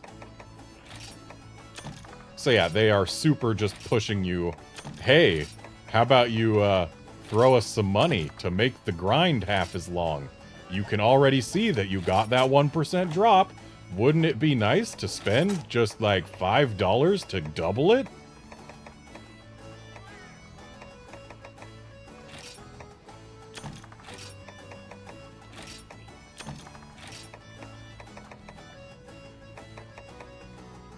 Am I out of paintballs? I'm out of paintballs. Neat.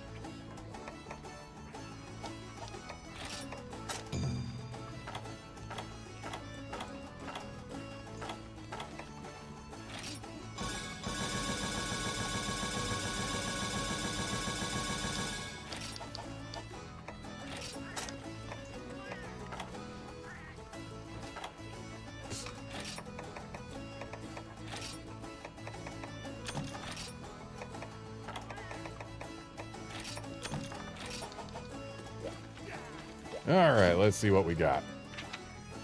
Ooh, a fun quest.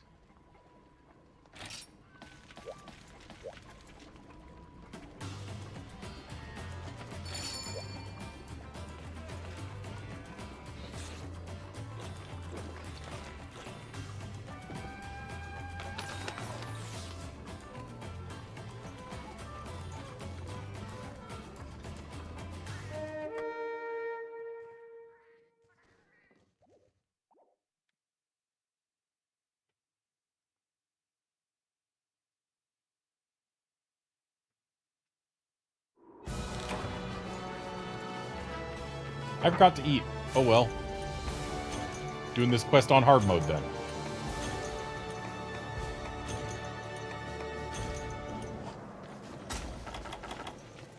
No, we're not.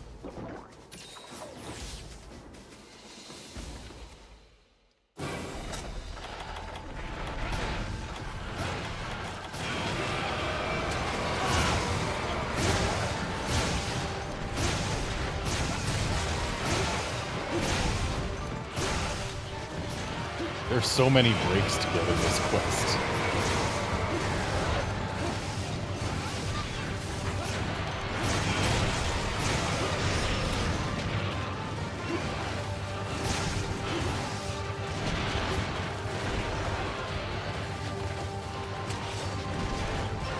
And now we get to play the fun game of, is this Glacial Agnactor just small? Or is it just apparently small because Glacial Agnactor is significantly smaller than standard Agnactor to begin with?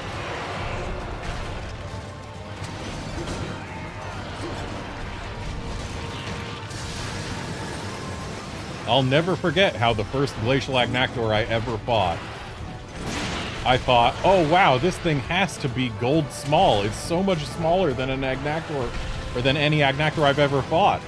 And then it was like silver large.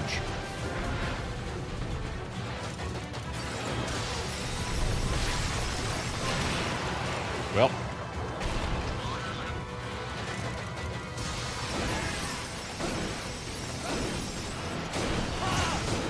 Oh yeah, the Glacial Agnactor is hard because it dug. Which means play with the regular Agnactor because it's soft because it dug. I actually do really like how they inverted the armor mechanic for the Agnactors.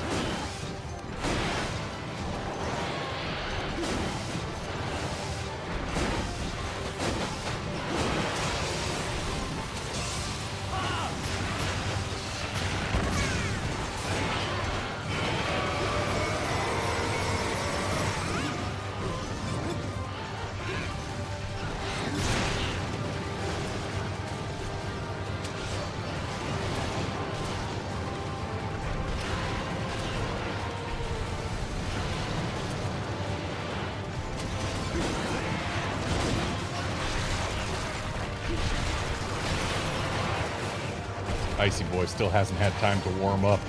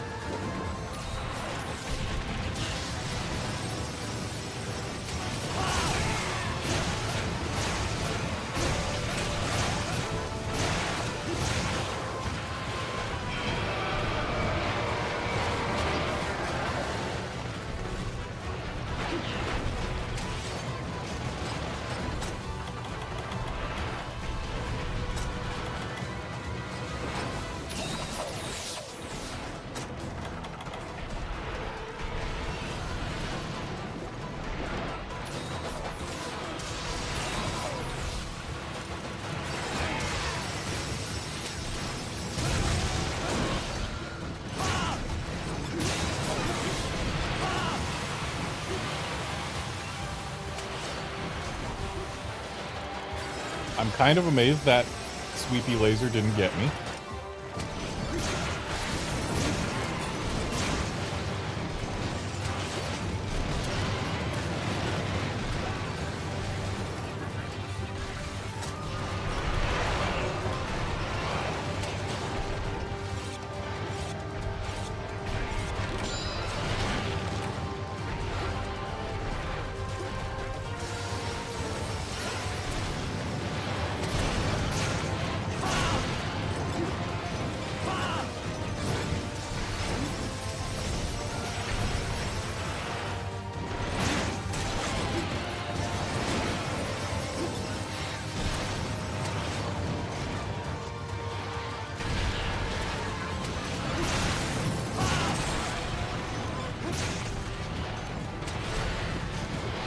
Looks like beak and back right leg are all that Glacial Agnactor has left to break.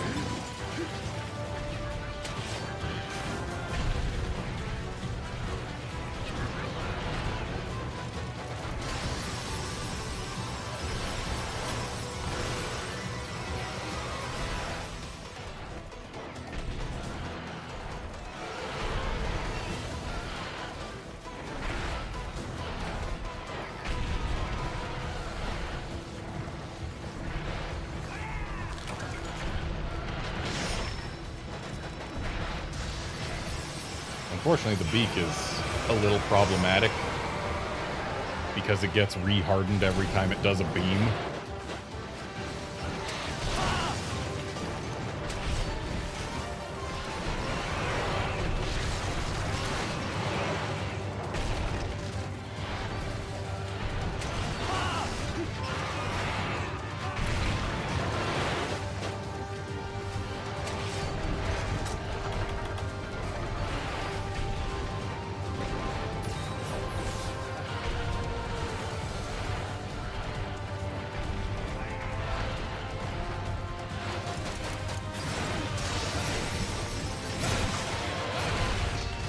Okay, only beak left for Glacial Agnac.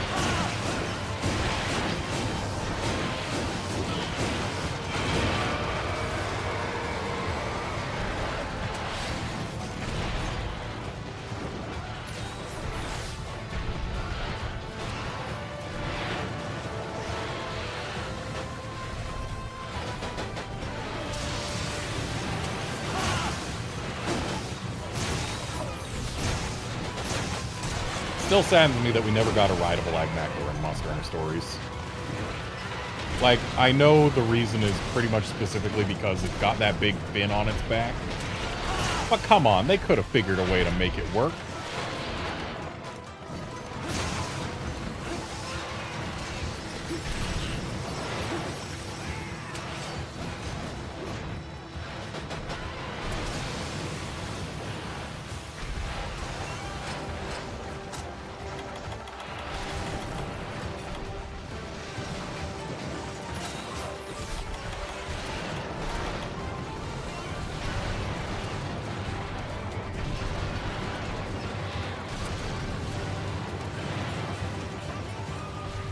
That Glacial Agnactor is not your biggest fan.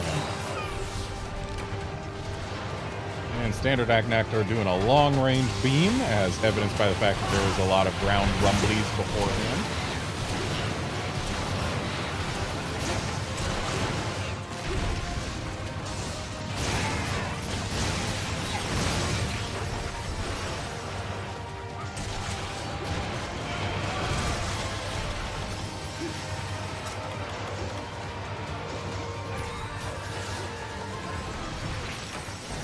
Ouch.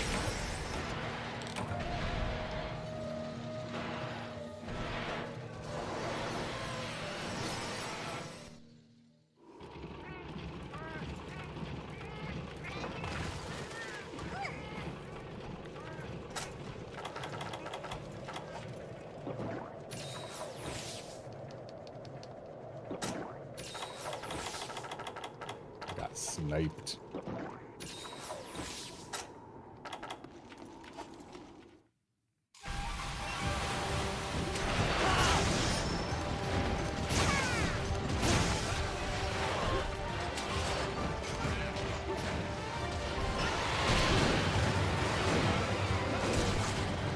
Hey, that's a fully broken Glacial Agnactor. Tired, too.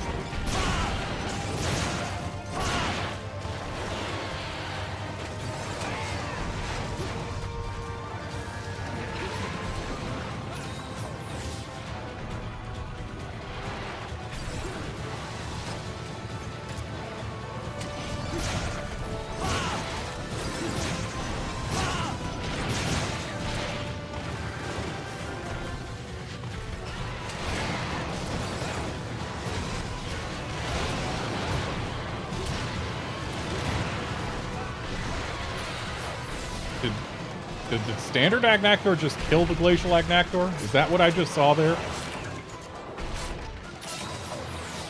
Wish I brought flashes. Oh, he's tired. Convenient timing. Please, try to laser us. Oh, and he's only got 2 breaks left. Back left leg and tail. Good job, Agnactor.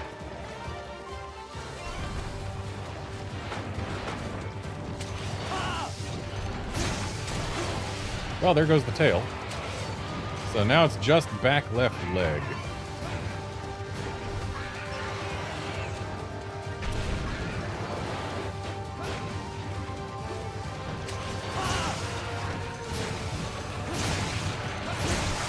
And there it goes, fully broken. We have gotten every break there is to get in this hunt.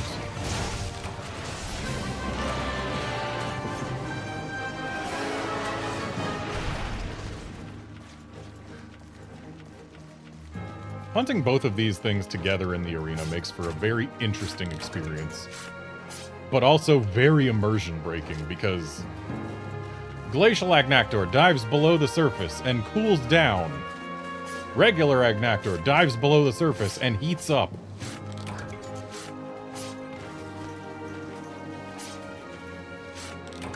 So, the floor of this arena is in a superposition in which it is both molten hot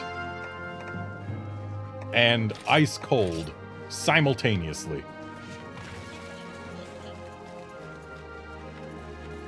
And it's almost time to figure out what their relative sizes for their species were.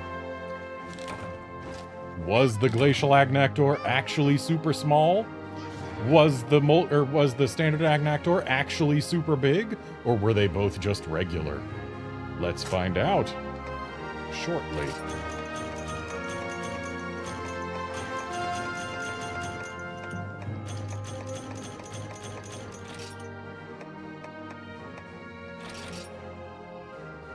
Okay, standard Agnactor was on the larger side. Glacial Agnactor was pretty much dead average.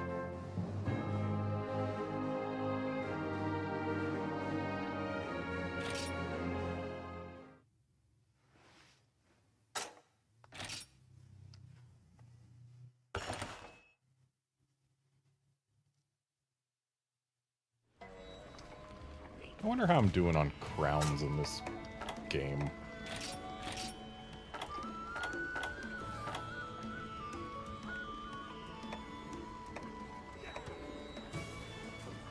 I am Baroth, Baleful Giginox, and Sandbarioth away from having all small crowns. I have at least a Silver Large for everything, but they want more than Silver Large in games prior to GU. Wow, I've hunted 100 Rathalos. On the dot. 109 Laggies and 86 Ivory Laggies. You can tell which monsters I like more. 105 Brackies. Though that gold large Brackie was definitely from Clashing Fists.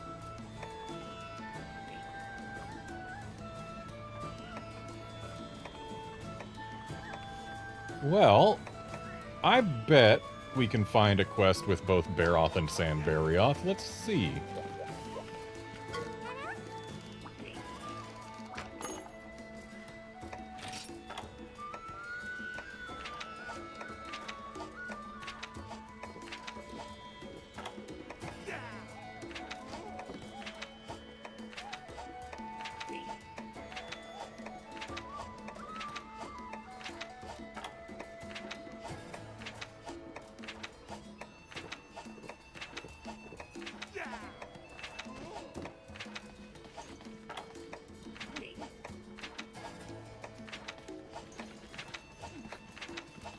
So Sandbarioths will be in 7-star and above, but it looks like there's no Baroth and Sandbarioth quest there.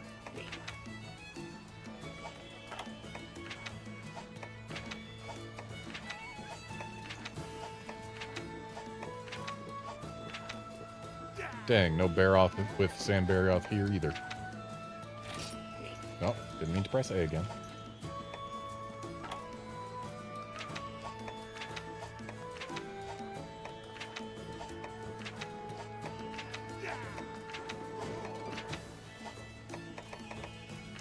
Whatever.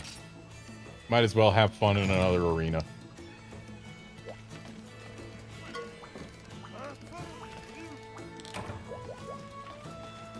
Ooh, cosmic ticket.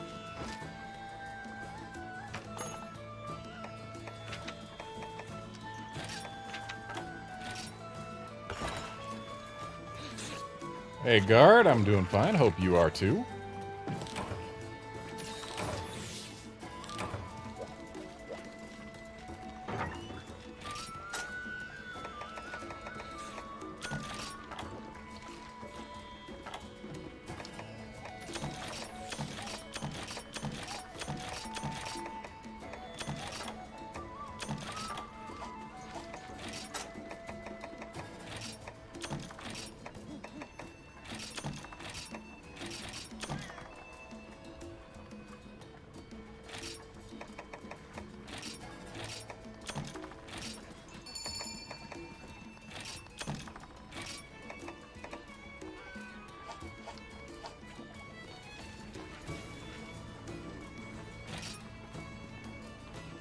Alright, these being Barioth's, wings come first.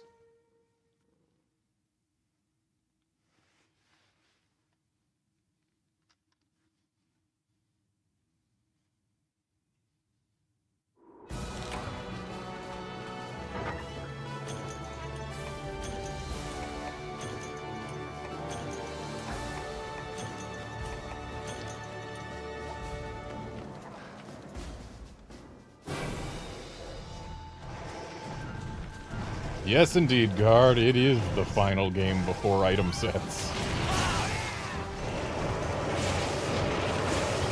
I do miss them. I miss them dearly. But this is still a really good game despite their absence.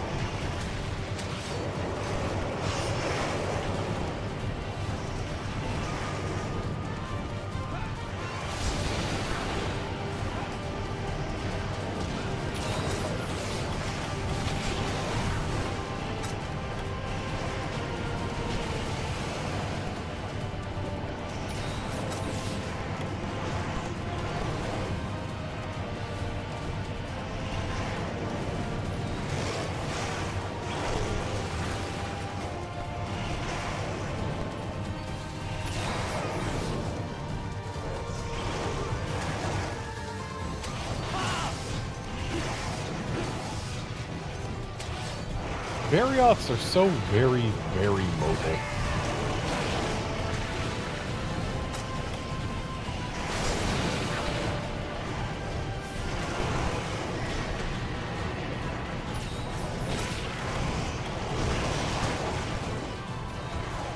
It's honestly kind of disappointing that they gave Barioth Light in Monster Hunter Stories as their Monstie ability thing. Like, I feel like they could have done more than just Light. Especially because by the time you're able to use anything to fly in stories, you can already fly on whichever game you're playing's Ratha. And, like, you're not exactly looking for a replacement for Ratha.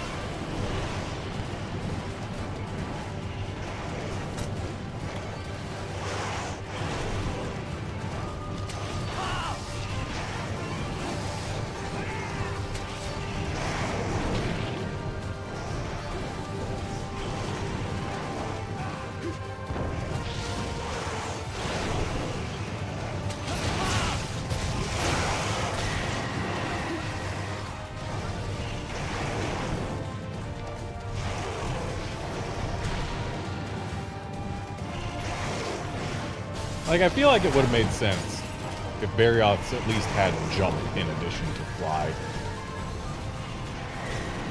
Honestly, anything that can fly should be able to interact with the jump points on Stories' map.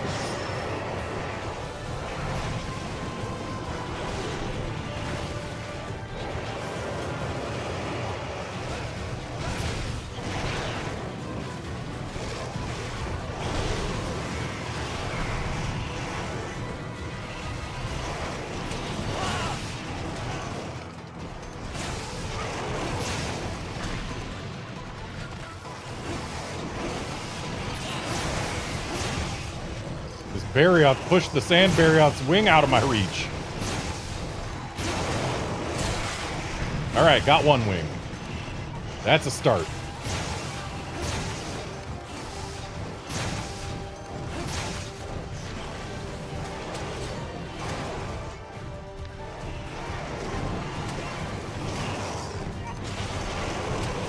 Alright, Barioths do have Rock Break, but it's only level 1. And by the time you can get a Barioth, you are really looking for Rock Break level 2.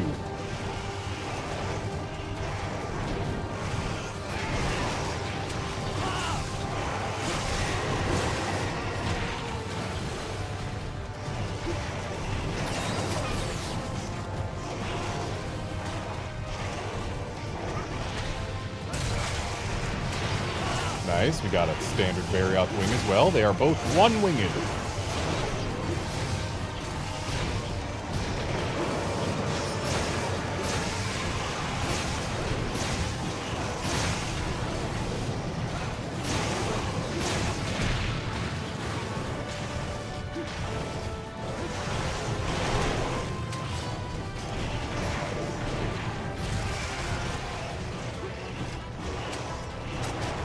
Nice double flinch there.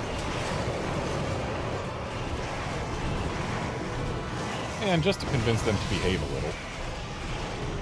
Or at least to convince one of them to behave a little.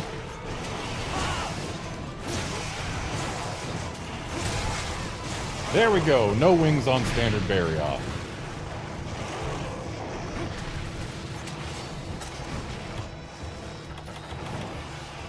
That'll make things much more pleasant to deal with here.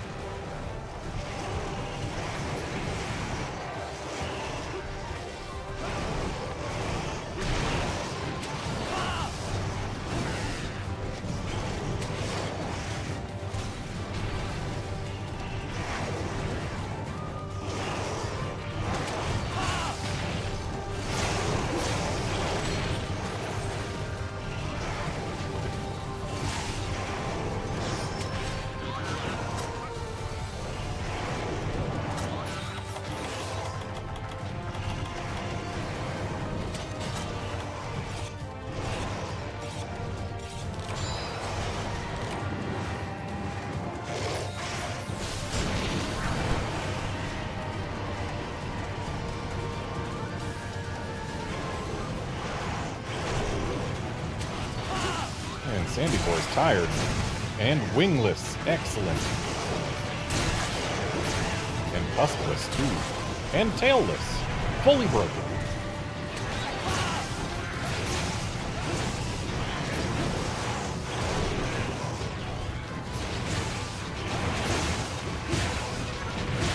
Unfortunately, unlike Blangonga, getting rid of a Barioth's tusks does not downgrade its roar. That said, being tired makes it unable to roar, which is certainly interesting.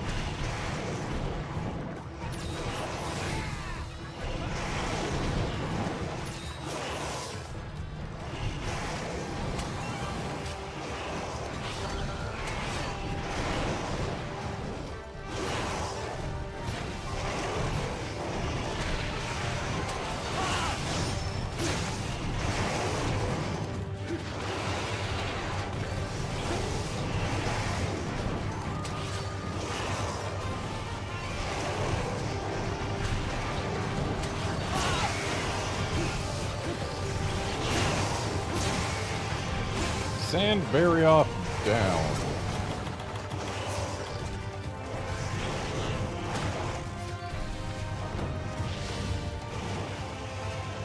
Excuse me, I said flash.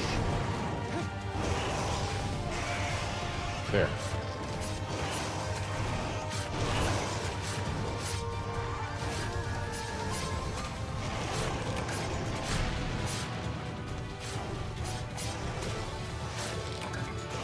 I can see why people might dislike fighting Barioths. I personally enjoy fighting them. Yeah, they're a bit much to deal with when they are full of energy and have no broken wings. But when they're tired, they slow down so much that, like, it makes up for it. Unless you're fighting, say, a Hyper Barioth or an Afflicted Barioth. In those cases, I will absolutely agree it kind of sucks to fight them. But when they can get tired, like they were designed around exhaustion being a mechanic that could affect them. And it makes the fight have some real high energy peaks and some real slow valleys for the Barioth. And because of that big swing in how difficult it is to deal with at any one time, I feel like overall it reaches a nice state. But again, that only applies in games where the Barioth can get tired.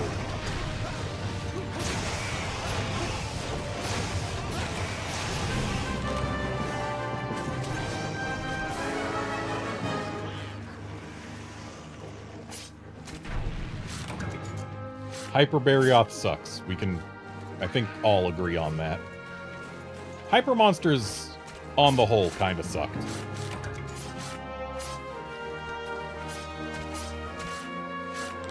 Hyper Devil Joe was just plain wrong, though. What is the point of a Devil Joe that is never hungry? What is the point?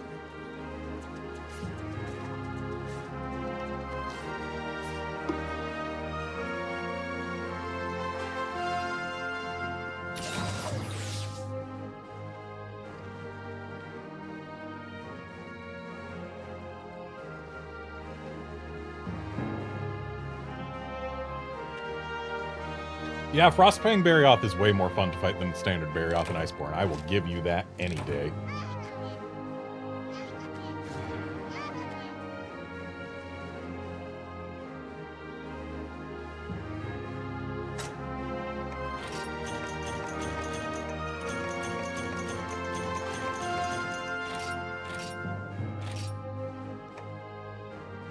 And we got a silver large Sand Barioth when what I need is gold small.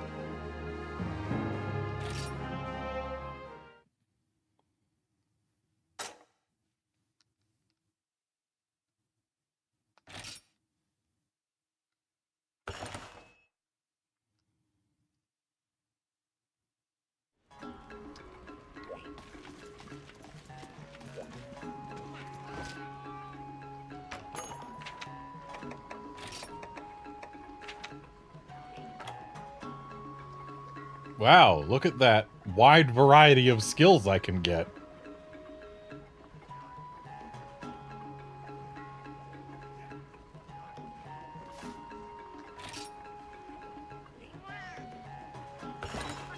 Defender High and Defender High.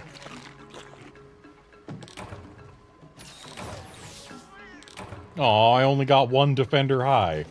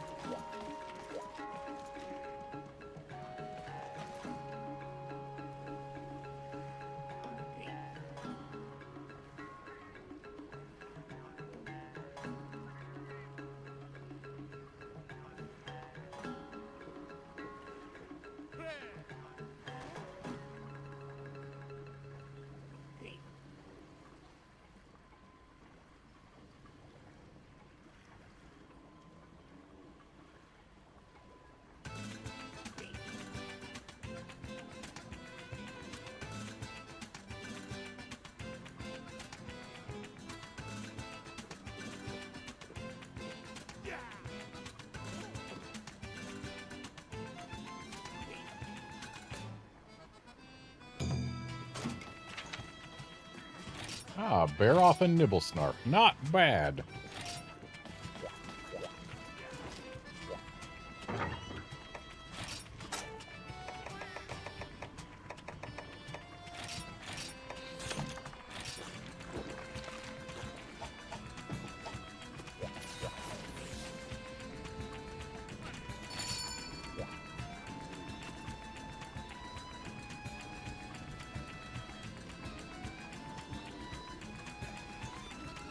Sunbreak totally should have given us Nibble Snarf.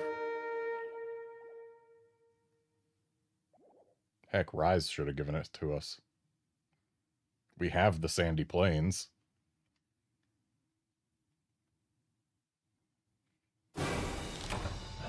I've discovered Barroth.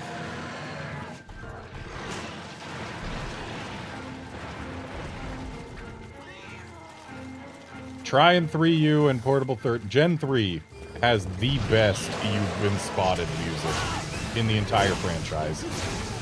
I will not allow any argument on this point. It is a fact.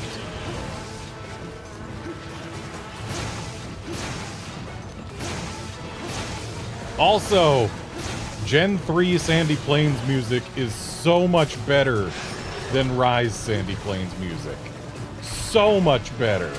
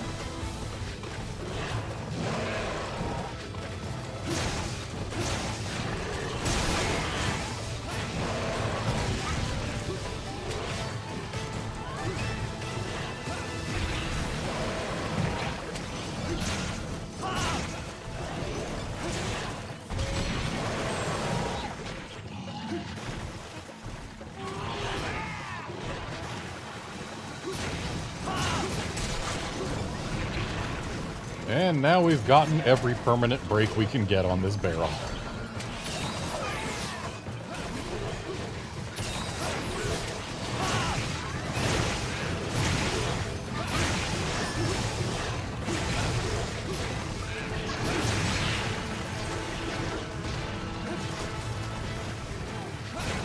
As this was back before Barroth's legs were breakable post-demudding.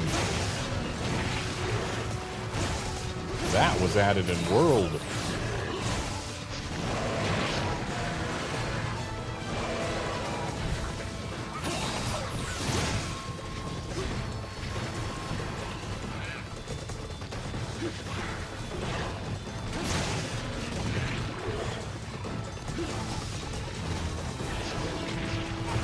It's still kind of hard to believe that Brute Wyverns were added in Monster Hunter Tri.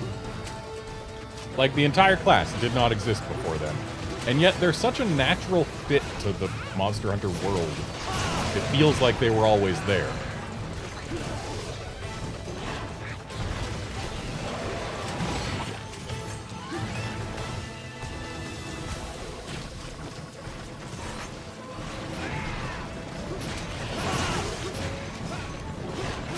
Every once in a while, a game series that has gone on long enough will add a feature that all future games, it feels like something that's just always been there. Because why wouldn't it have always been there? Like, the ability to charge your Buster in Mega Man. You couldn't do that in Mega Man 1 or Mega Man 2. I think not even Mega Man 3. But nowadays, charging your Buster in a Mega Man game, like, it's second nature. It feels like the type of thing that would have always been there.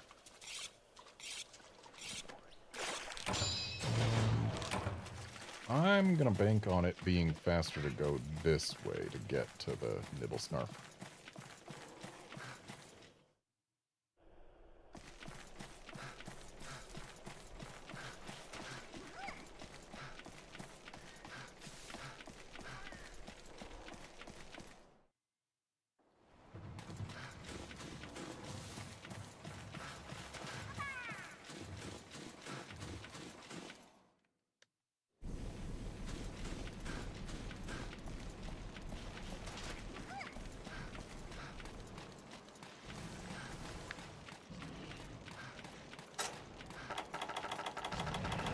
Nope, I forgot cool drinks. Oh well. Just means we're doing this on hard mode. Nibblesnarf ain't that hard, I can manage.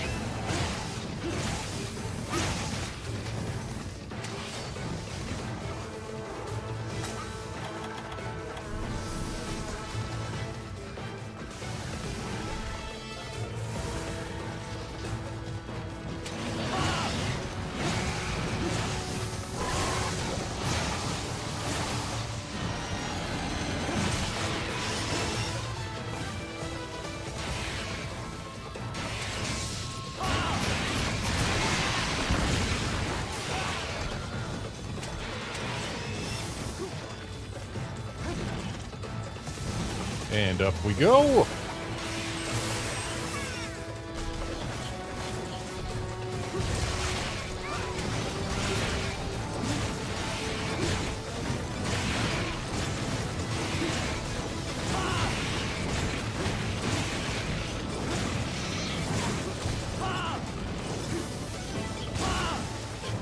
We've gotten every break we can get without this guy getting tired.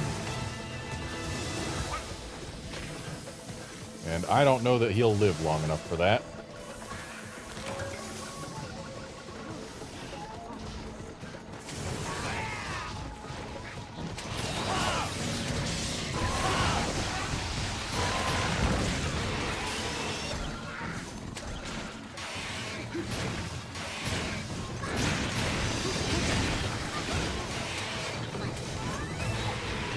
And up we go!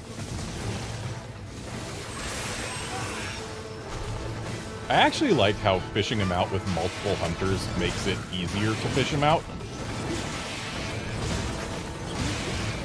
Because, like, it just makes sense. If you've got multiple hunters tugging on that line, of course it would make it easier to actually reel this thing in.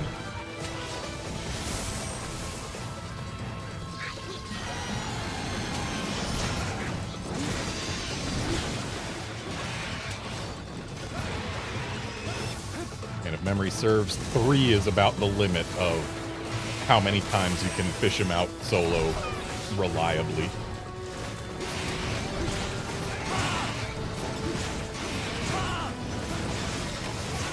And yep, no guilds for us.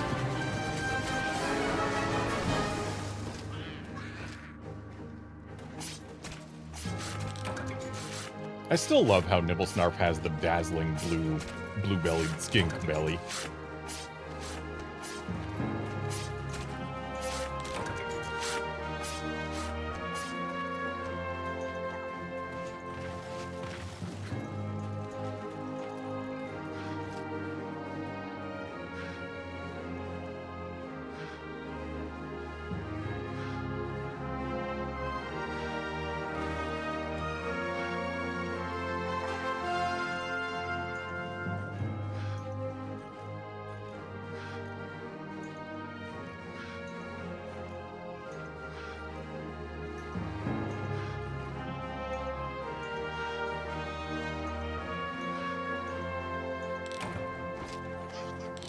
Yeah, Outlander, having a map in Metroid pre-Super Metroid would have been tough, at least for Metroid 2, where mapping on a single plane is impossible. Because it has multiple rooms that occupy the same 2D space.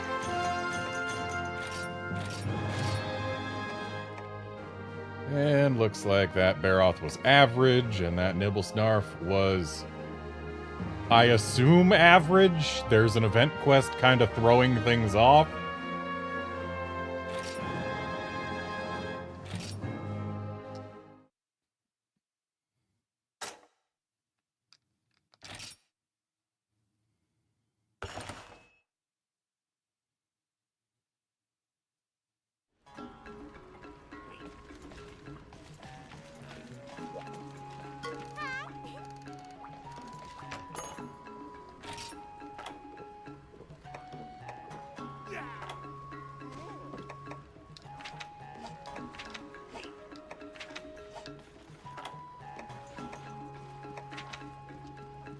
Alright, this is gonna have to be my last quest of the day, so I'm making it an interesting one. Not one I need, just one that I like.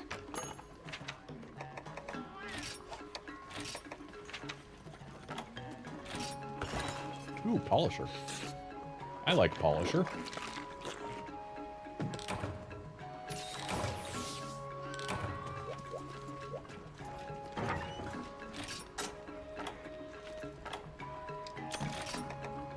Dang, didn't even get a chance to use my bombs against the Nibble Snarf.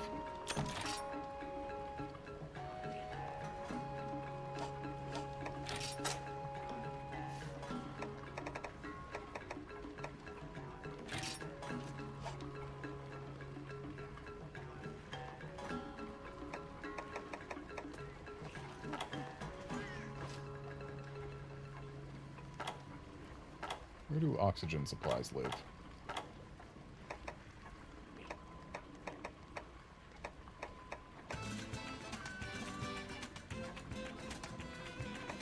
I guess I just don't have any. Oh, wait, nope. There they are.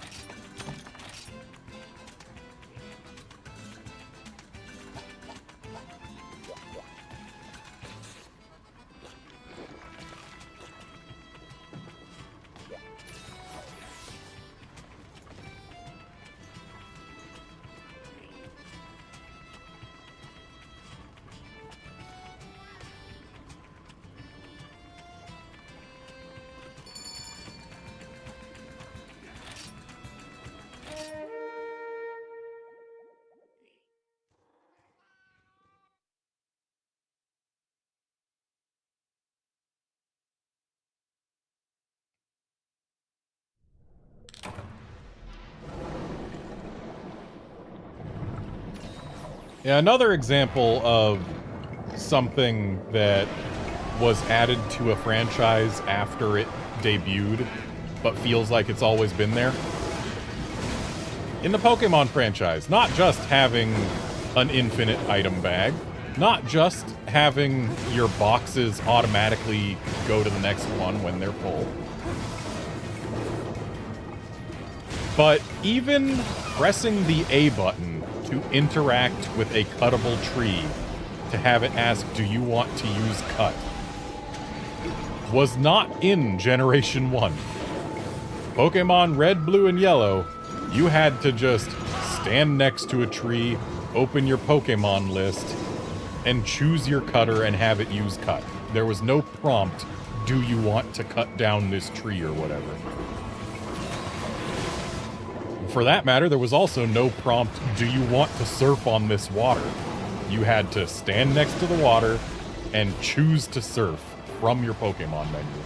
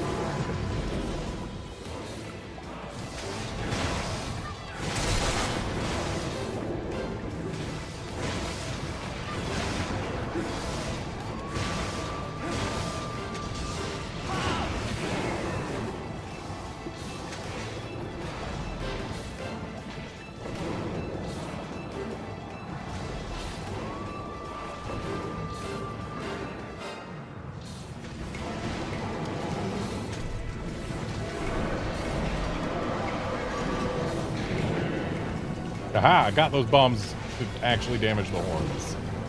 That'll make the horns much easier to break, considering they bounce purple.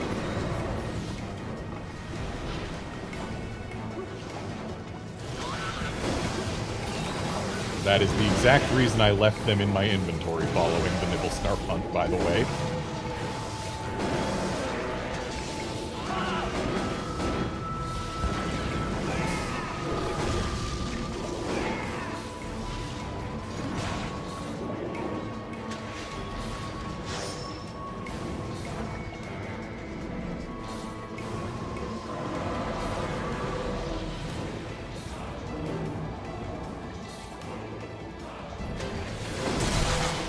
And there they go. Early Hornbreak. Thanks, bombs.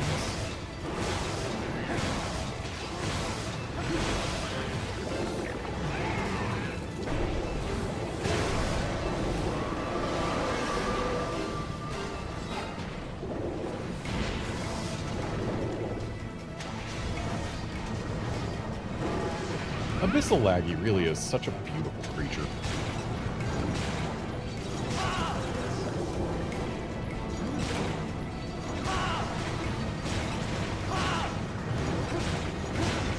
It's a shame it's thus far been exclusive to this game and, of all things, Monster Hunter Riders.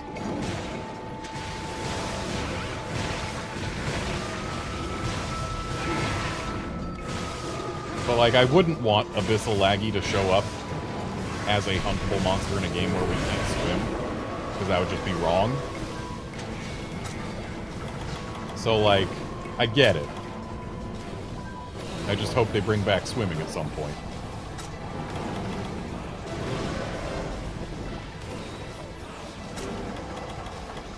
And let's not be in that.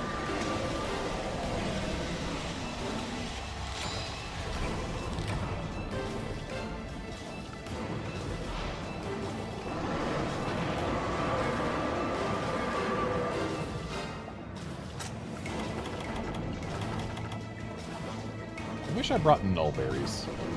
I didn't think of Waterblade.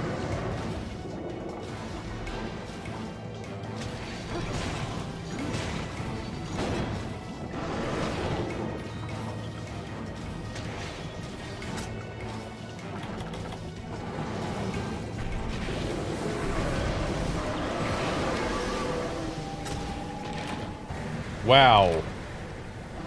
I got juggled.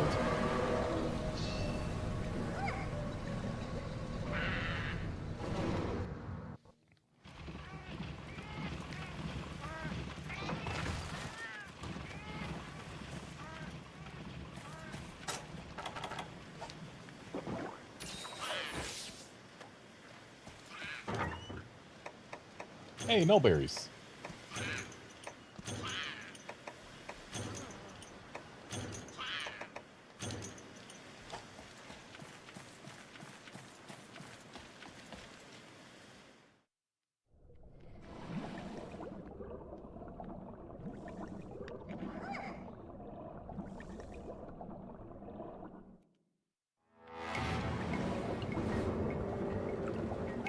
There it is.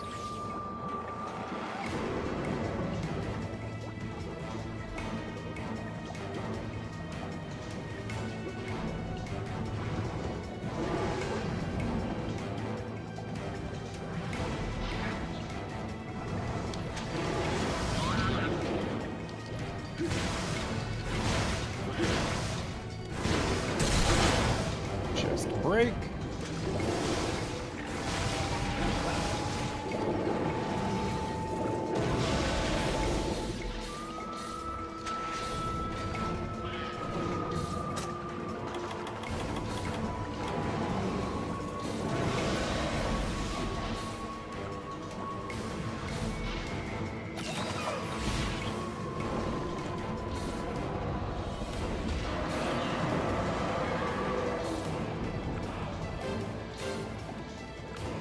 Like, honestly, even if you take the color scheme away, every Laggy is a beautiful animal. Like, they knocked it out of the park with the creature design evident on Laggy. There's a reason it's my favorite monster in the franchise, with Ivory Laggy being my favorite, colored variant of it. But every Laggy is a good Laggy.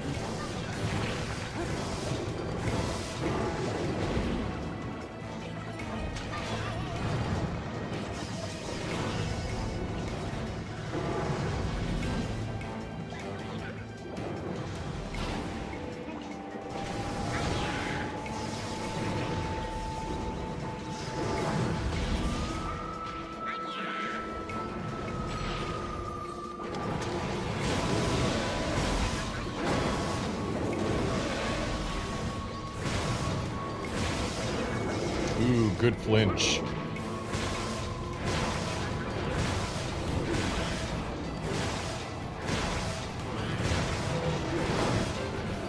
Another good flinch.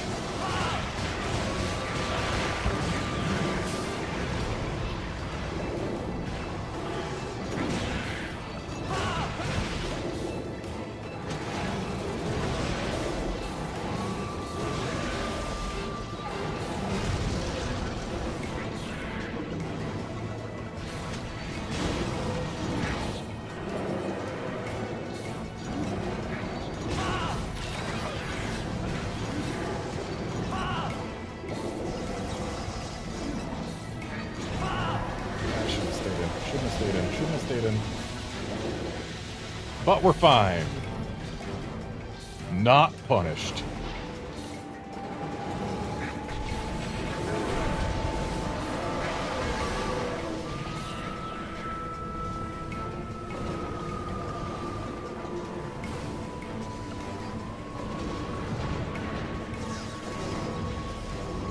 I feel like in Try, the oxygen meter was something that actually mattered. For 3U, they made it last so very, very long that, like, Abyssal Laggy and Sea-Deus are basically the only monsters where it ever matters. I feel like in Try it mattered more frequently.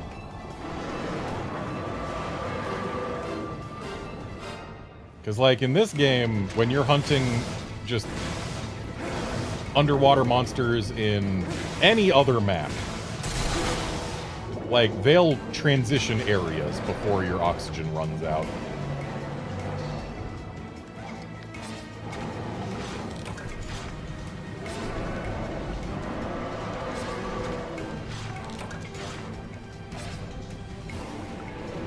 Oh yeah, got my carves without getting punished.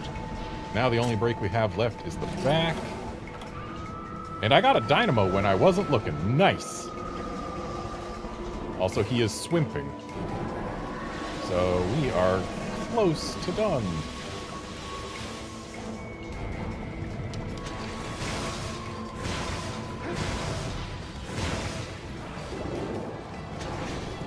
So yeah, I just gotta try and get that back.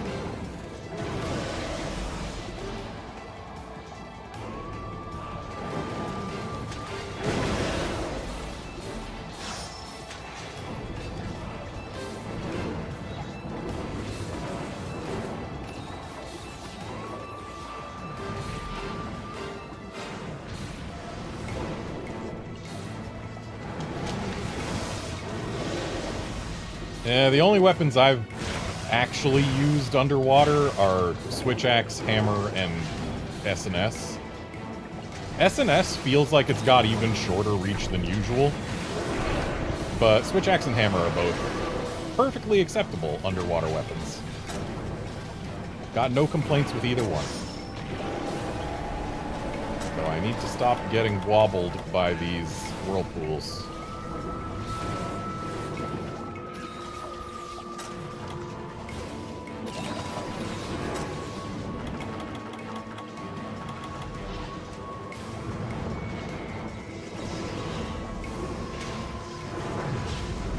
That was close.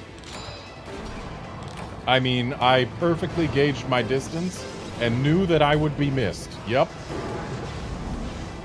I'm just that skilled.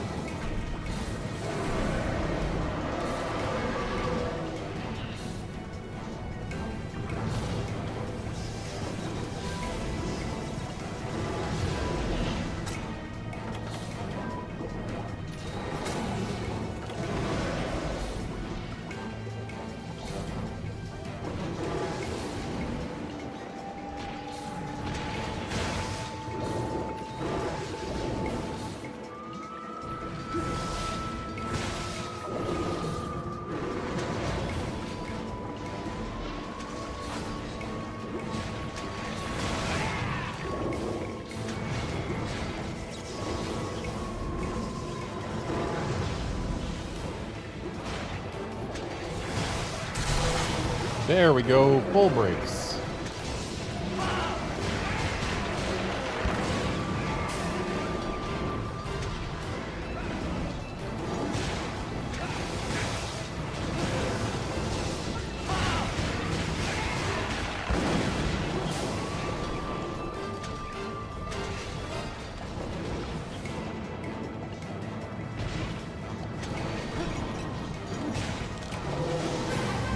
And quest clear. It's a shame it stops glowing when it dies.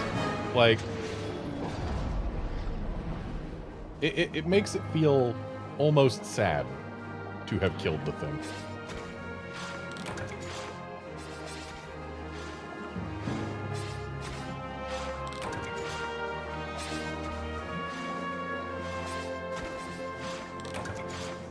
And another dynamo.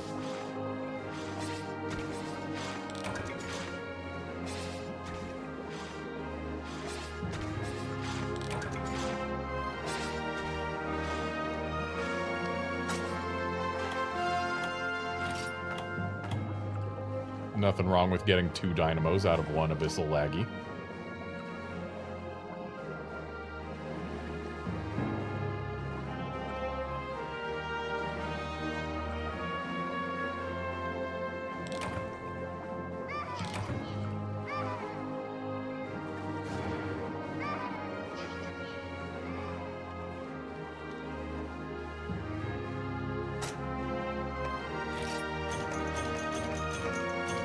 Be nice if Monster Hunter Wilds brings back Monster Hunter 4U, or, well, 4's part trade system, where you can trade parts from monsters who are in the game for parts from monsters who are not, and thereby give access to additional armor sets.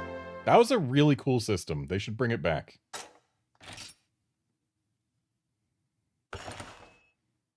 Give me a chance to get some abyssal laggy gear, even if swimming doesn't come back. Well, yeah, that is gonna have to be it for this stream. Thanks, folks, for dropping by to watch and chat and all of that. Thanks, Wolfkinson, for hunting with me. And I will see you folks tomorrow for some Resident Evil Deadly Silence. See you then, friends.